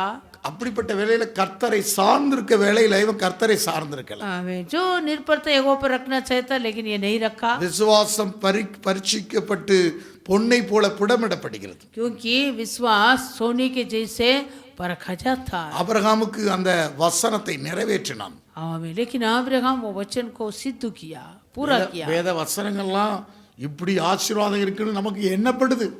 ऐसे सारे वचन ऐसे आशीष करके हमें भी गिना जाता है. தேவனுடைய வார்த்தைகள்லாம் நம்ம வாசிக்கிறோம். हम भी परमेश्वर के सारे वचनों को पढ़ रहा है. ஆனால் தன்னுடைய வாழ்க்கையிலே அது கிரியை செய்து நிறைவேற்ற வேண்டும். लेकिन हम अपने अपने जिंदगी में वचन को हम भी पूरा करना, सिद्ध करना. அந்த வேளையில இவன் நிறைவேற்றாது போயிட்டான். लेकिन ये राजा आशा पूरा नहीं किया. அப்படிப்பட்ட வேலை தான் கர்த்தரை சார்ந்து கொள்ளணும். इसी समय में परिस्थिति में यहोवा पर निर्भरता रखना. இதுதான் விசுவாச மார்க்கம், விசுவாச ஜீவியம். ये ही विश्वास का मार्ग है. இதுதான் விசுவாசத்தின் அடிச்சுவடை பின்பற்றி கொண்டிருக்கிறோம். ये अर्थ है हम विश्वास के मार्ग में वो पत्थ चिन्ह पर चलता है. சுய புத்தியில் அப்போது சாஞ்சிர கூடாது. आवे हम अपने स्वयं बुद्धि में नहीं सहारा लेना. வலதுபுறமோ இடதுபுறமோ சாஞ்சிர கூடாது. न दाहिने और बाएं तरफ में मुड़ना नहीं. ரொம்ப கவனமாக இருக்கணும். इस विषय में हम सावधान रखना. அப்ப கர்த்தரை சார்ந்து கொள்ள வேண்டும். हम यहोवा पर निर्भरता रखें. இயேசு வலதுபுறமோ இடதுபுறமோ சாய்ந்து கொள்ளவில்லை. यीशु न दाहिने और न बाएं, அவரையே சார்ந்து கொண்டிருக்கிறார். यहोवा पर निर्भरता रखा. அப்பங்க ஆபிரகாம் கர்த்தரை சார்ந்து கொண்டார். अब्राहम यहोवा पर निर्भरता. கர்த்தரை சார்ந்து கொள்ளும்போது जब यहोवा पर हम निर्भरता நம்முடைய விசுவாசத்துல ரொம்ப ஒரு ஆரோக்கியம் காணப்படும். आमेन. तब हमारे विश्वास आरोग्यता में रहता. இதுதான் ஆரோக்கியமான உபதேசம். यही आरोग्यता. இதுதான் சவுண்ட் டாக்டரின். यही साउंड அப்போ डॉक्ट्रिन. கவனிக்க கர்த்தரை சார்ந்து கொள்ள வேண்டும். आमेन. यहोवा पर भरोसा. இந்த ஆசா ये आशा என்ன செய்தான்? क्या किया? இன்னும் 3 காரியத்தை செய்றான். और 3 गलतियां. 10வது வசனத்தை 16:10 வாசித்தா 16 அது நிமித்தம் ஆசா ஞான திருஷ்டிக்காரன் மேல் சினந்து கடுங்கோபம் கொண்டு அவனை காவலறைகளை வைத்தான். இதெல்லாமலும் அக்காலத்தில் ஜனங்களுக்குள் சிலரை கொடூரமாய் நடத்தினான். तब आशा दर्शी पर क्रोधित हुआ और उसे काट में ठोकवा दिया, क्योंकि वह उसकी ऐसी बात के कारण उस पर क्रोधित था. उसी समय से आशा प्रजा के कुछ लोगों पर अत्याचार भी. தேவன் உணர்த்தும் போது ஊழியக்காரனை சிறையில கொண்டு வைக்கிறான். जब परमेश्वर ने उनको समझाया तब ये आशा यहोवा के सेवक को வார்த்தையை ஏவப்பட்டு கொண்டு வரவன் மேல அவனை காவல் வைத்துட்டான். वचन में उबार के उनके पास आया, लेकिन उन पर बड़ा क्रोधित होकर उसको बंधुआई में இவன் खाट पे கோபம் ठोक दिया। நிஷ்ठुरமாயி ஜனத்தின் மேலையும் கொடூரமா நடத்துறான். उस पर क्रोधित और अधिक हुआ, इसलिए प्रजा के ऊपर भी अत्याचार करने लगा। அவன் ஜனத்தின் மேலும் கொடூரமா நடத்துறான். प्रजा के ऊपर भी अत्याचार। இப்படிப்பட்ட ஒரு அனுபவம் வந்துச்சு. ऐसे अनुभव ஏன் கர்த்தரை விட்டு விலகிட்டான். ये यहोवा से दूर हो गया। அடுத்தது என்ன நடக்கிறது? फिर उसके बाद क्या किया? 12வது வசனத்தில் வாசித்தா, 12 वचन, ஆசா அரசாண்ட 39ஆம் வருஷத்திலே தன் கால்களில் வியாதி கண்டு அவன் நோவு மிகவும் உக்கிரமா இருந்துச்சு. अपने राज्य के 39वें वर्ष में आसा को पांव का रोग हुआ और वह रोग अत्यंत बढ़ गया। அவன் தன் வியாதியிலும் கர்த்தரை அல்ல பரிகாரிகளையே தேடினான். तो भी उसने रोगी होकर यहोवा की नहीं वैद्यों ही की शरण ली। பாருங்க, வியாதி அனுமதிக்கப்பட்ட போதும் जब बीमार आया था, வேதம் சொல்லி கர்த்தரை சார்ந்து கொள்ளல, ये आशा यहोवा पर வேற பரிகாரங்களை தேடுகிறான். वैद्यों को ढूंढा।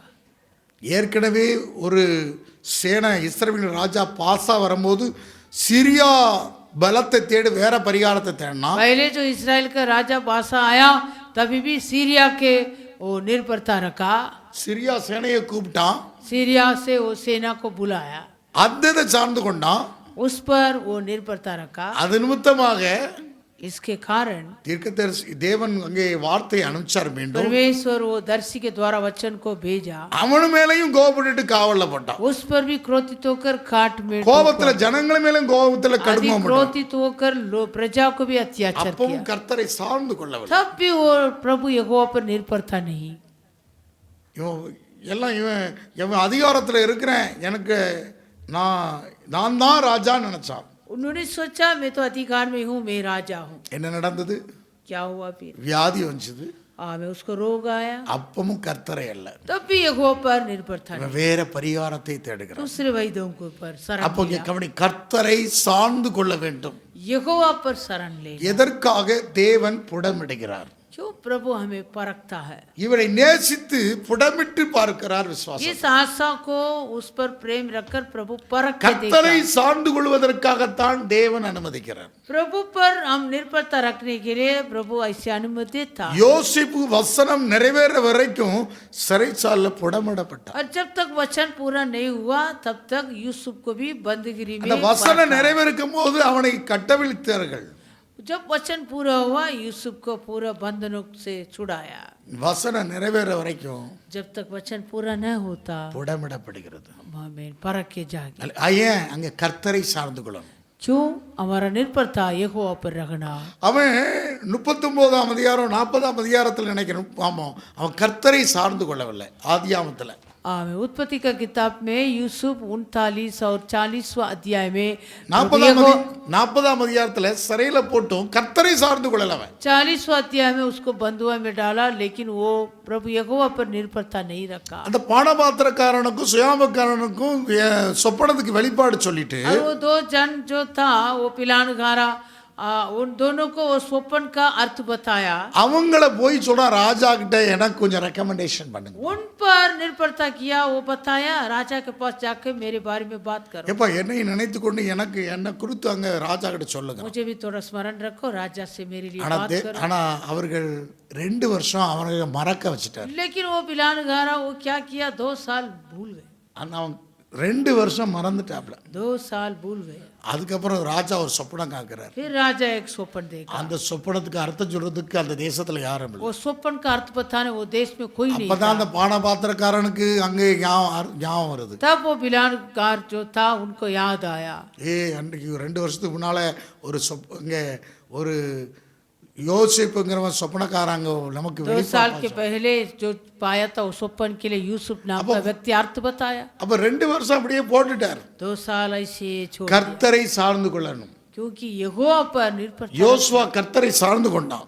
यूसुफ यहोवा पर निर्भरता रखा। அதுதான் சங்கீத புத்தகத்திலே வாசிக்கிறோம். भजन संगीता, சங்கீத புத்தகம் भजन संगीता 105ஆம் அதிகாரம் 105वां अध्याय அங்கே 18-19 வசனங்களை வாசிக்கிறோம். 18 और 19 அவன் கால்களை விலங்கு போட்டு ஒடுக்கினார்கள், அவன் பிராணன் இரும்பில் அடைபட்டிருந்தது.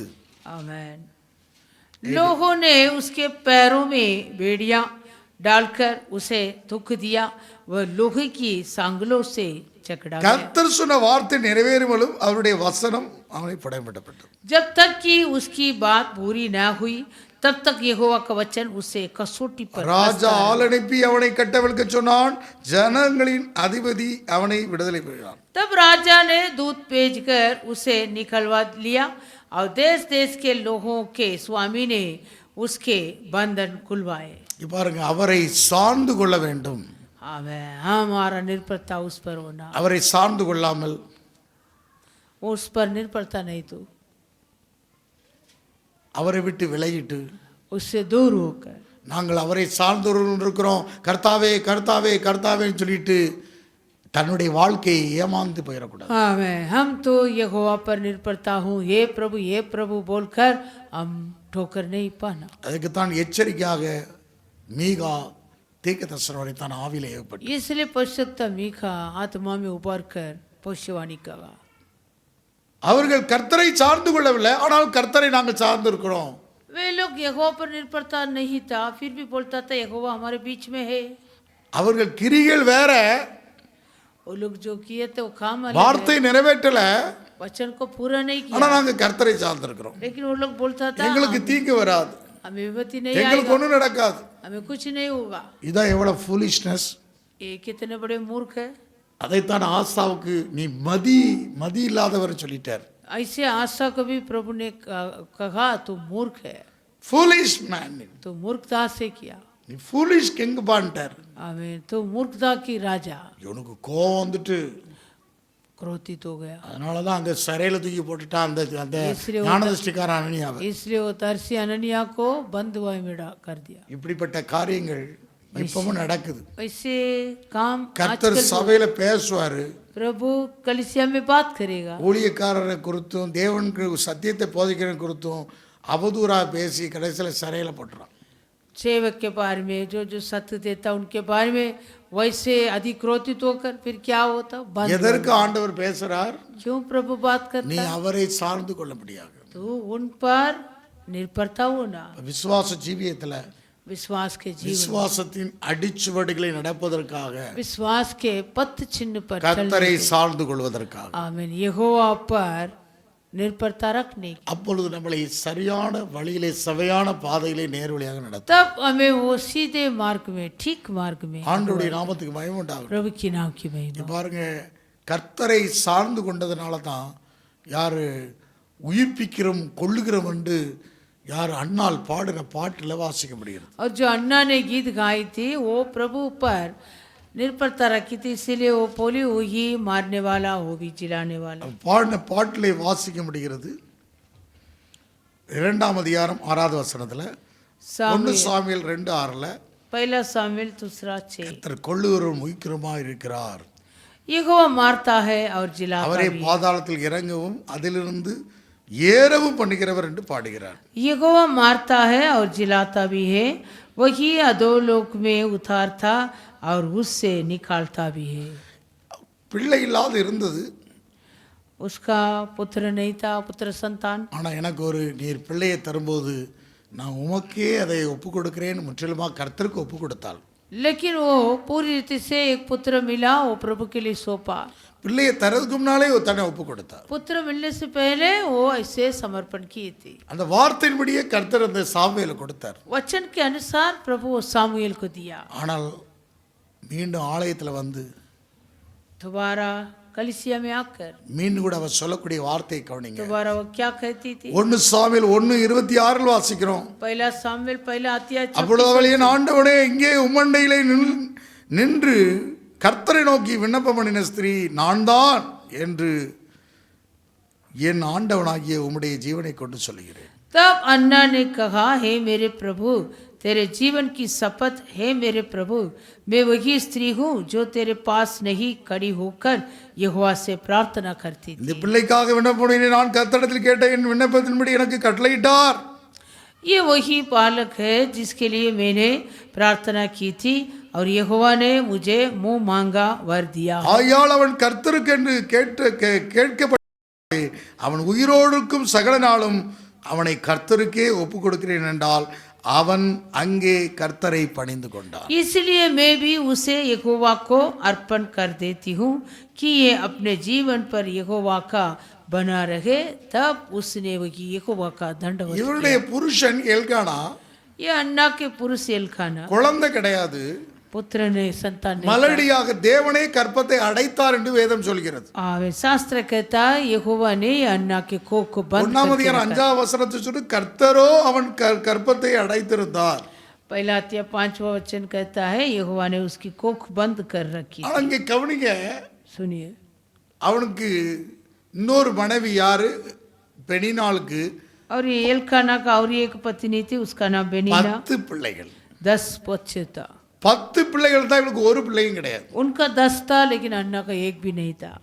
அவ்வளவு மனம் கசப்போடு கூட வேதனைப்பட்டு மனம் கசந்து இருதயத்தை ஊற்றி ஜெபிக்கிறாள்.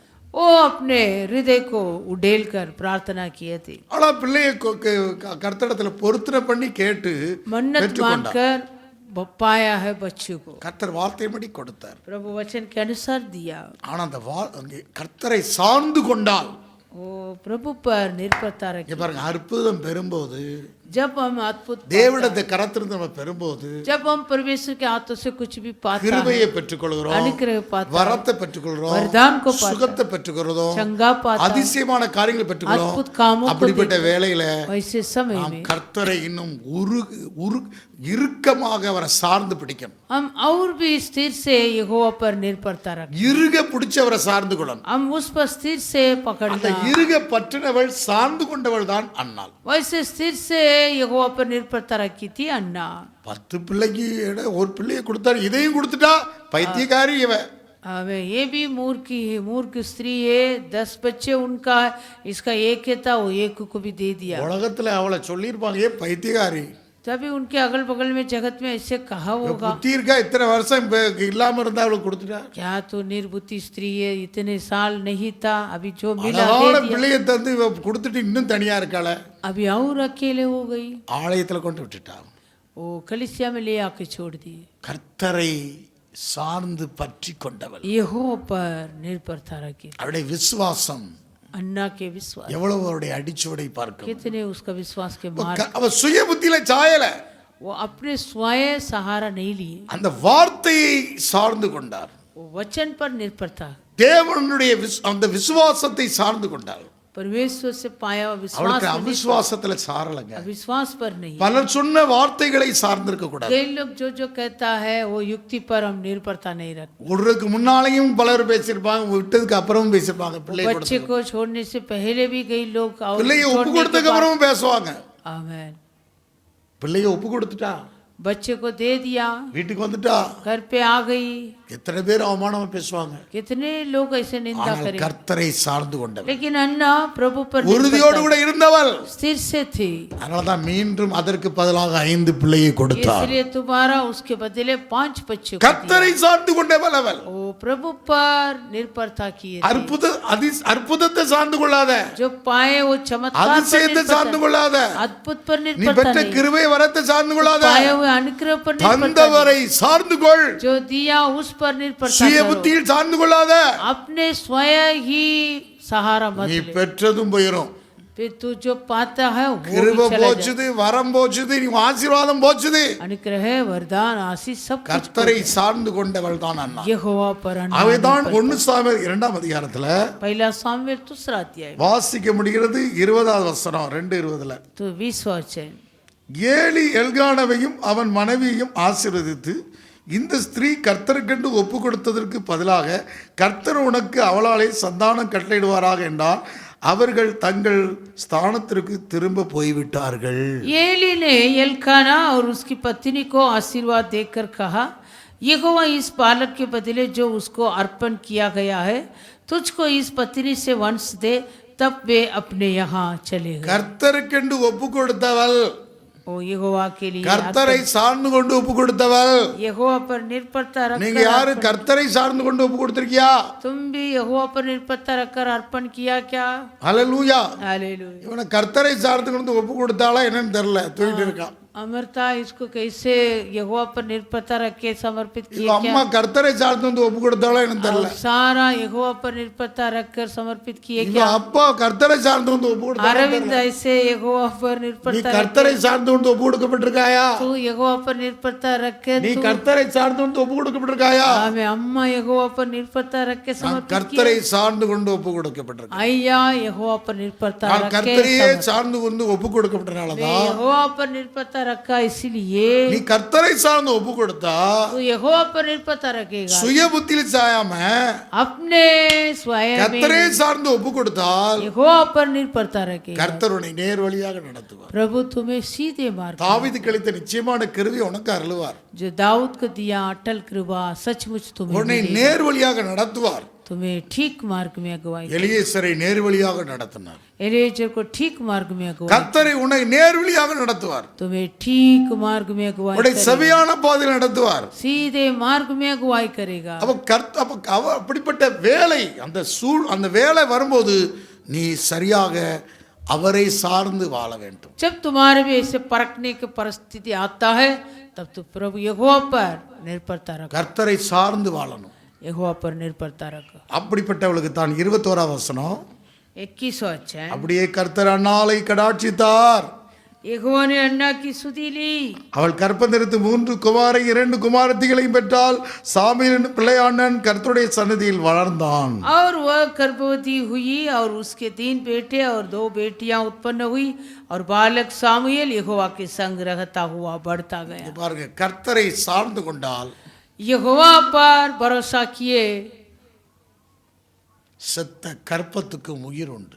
मरे हुए गर्भ को भी அவள் பிள்ளையை பார்க்கலங்க, वो बच्चे को नहीं देख, அந்த தேவனை उस परमेश्वर கற்பத்தை கொல்லுகிறவரும் உயிர்ப்பிக்கிறவருமானவரை பார்த்தார். आवे जो गर्भ को मारता गर्भ को जिलाता उस ஒரு சமயத்துல கற்பம் கொல்லப்பட்டது, ஆனால் உயிர்ப்பித்துட்டார் ஆண்டவர். एक समय में उसका कोप को प्रभु मार के அந்த रखा, உயிர்ப்பிக்கிறவரே लेकिन अभी जिला दिया, इसलिए जिलाने वाले को அவரையே சார்ந்து கொண்டா, उस पर निर्भरता, அவரை நம்பி ஒப்பு கொடுத்துட்டார். उस पर भरोसा रख के छोड़ दी। அல்லேலூயா. हालेलुया। தப்புவித்தாலும் தப்புவிக்கா போனாலும் நாங்கள் கர்த்தரை தான் ஆராதிப்போம். वो बचाएगा ना बचाएगा तो भी हम प्रभु को आराधना। கர்த்தரை சார்ந்து கொண்டவர்கள் தான் தேவதாசர்கள். यहोवा पर निर्भरता रखा परमेश्वर के दास लोग। சாத்ராக் மேசாத் ஆபேத்நேகோ सातराक मेशक आबेदनेगो கர்த்தரை சார்ந்து கொண்டவர். यहोवा पर निर्भरता रखा। எனக்கு வேலை போயிரும், இது எல்லாரும் அந்த சிலையை வணங்குறான், सभी लोग आके वो मूर्ति को नमस्कार தண்டவத் கர்றாங்க, எல்லாரும் வணங்கிட்டு இருக்கான். सभी लोग दंडवत किया। அங்க போய் ராஜாட்ட சொல்றான், वो जाके राजा के पास कहा, உனக்கு வேலை போயிருண்டா. तेरा काम चले जाएगा। கர்த்தரை சார்ந்து கொண்டார்கள்.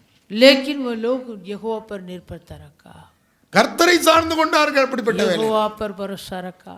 அங்கேதான் அக்கினி சூளையிலே 7 மடங்கு சூடாக்கப்பட்ட அக்கினி சூளையிலையும் தேவன் கூட இருக்கிறார். वहाँ 7 गुना बढ़ाया वो पट्टी में प्रभु साथ था। சிங்கத்தின் கவிலை தூக்கப்பட்ட தானியேல் सिंह की गुफा में डाला वो दानियेल கர்த்தரை சார்ந்திருந்தான். यहोवा पर निर्भरता रखा। சிங்கத்தின் கவிலையும் கர்த்தர் கூட இருக்கிறார். सिंह की गुफा में भी यहोवा साथ था। கர்த்தரை சார்ந்து கொண்டும் போது जब हम भी यहोवा पर निर्भरता रखेंगे, உங்களை கர்த்தர் சரியான பாதையில் நடத்துவார். तुम्हें भी यहोवा ठीक मार्ग में अगुवाई करेगा। ஆகவே அவருடைய விசுவாச ஜீவியத்தில் அவரை சார்ந்து கொள்ளும், அவர் அடிச்சுவடில் நடக்கணும். उस पथ चिन्ह पर चलना है। கர்த்தரை சார்ந்து கொள்ளணும்னு என்ன அர்த்தம்? यहोवा पर भरोसा रखना मतलब அவருடைய क्या? அடிச்சுவடுகளில் நடக்கணும். उनके पथ चिन्ह पर चलना, அதான் கர்த்தரை சார்ந்து கொள்ளுது. वो ये यहोवा पर அவருடைய भरोसा, ஃபுட் ஸ்டெப்ல நடக்கணும். उसके पथ चिन्ह पर चलना, இயேசுனுடைய அடிச்சுவடுல यीशु के पथ चिन्ह पर। அப்போஸ்தலன் பவுல் प्रेरित சொல்றாரு, पौलुस ने कहा, யாரு என்னுடைய அடிச்சுவடுல தீமோத்தியு, தீத்து, எப்பாப்ராத்து இவங்க என்ற அடிச்சுவடுல நடந்தார்கள். प्रेरित पौलुस ने कहा, मेरे पथ चिन्ह पर तीतुस, तीमोथियुस, एपाफ्रेत वो लोग चलता था। அது இப்படி இல்லாம அவருடைய பற்றி கொள்ளாம அவரை சார்ந்து கொள்ளாம கர்த்தாவே கர்த்தாவேன்னு சொன்னா ஒரு பிரயோஜனம் கிடையாது. यहोवा पर निर्भरता बिना ये प्रभु कहने में कुछ लाभ नहीं. அப்ப அவரை சார்ந்து கொள்ள வேண்டும். उस पर निर्भरता रख. ஹalleluya. हालेलुया. கர்த்தரை சார்ந்து கொள்ள எப்போதும் சார்ந்து கொள்ள. सर्वदा यहोवा पर भरोसा रखें. விசுவாச ஜீவியத்துல तुम्हारा विश्वास के அவர் जीवन உங்களை நேர்த்தியாக சரியான வழியிலே நடத்துவார். वो तुम्हें सीधे मार्ग में अगुवाई करेगा. ஒரு சில ஆண்டுடைய சமுதிரம் நாம் ஜெபிப்போம். हम प्रभु के सम्मुख में प्रार्थना करेंगे.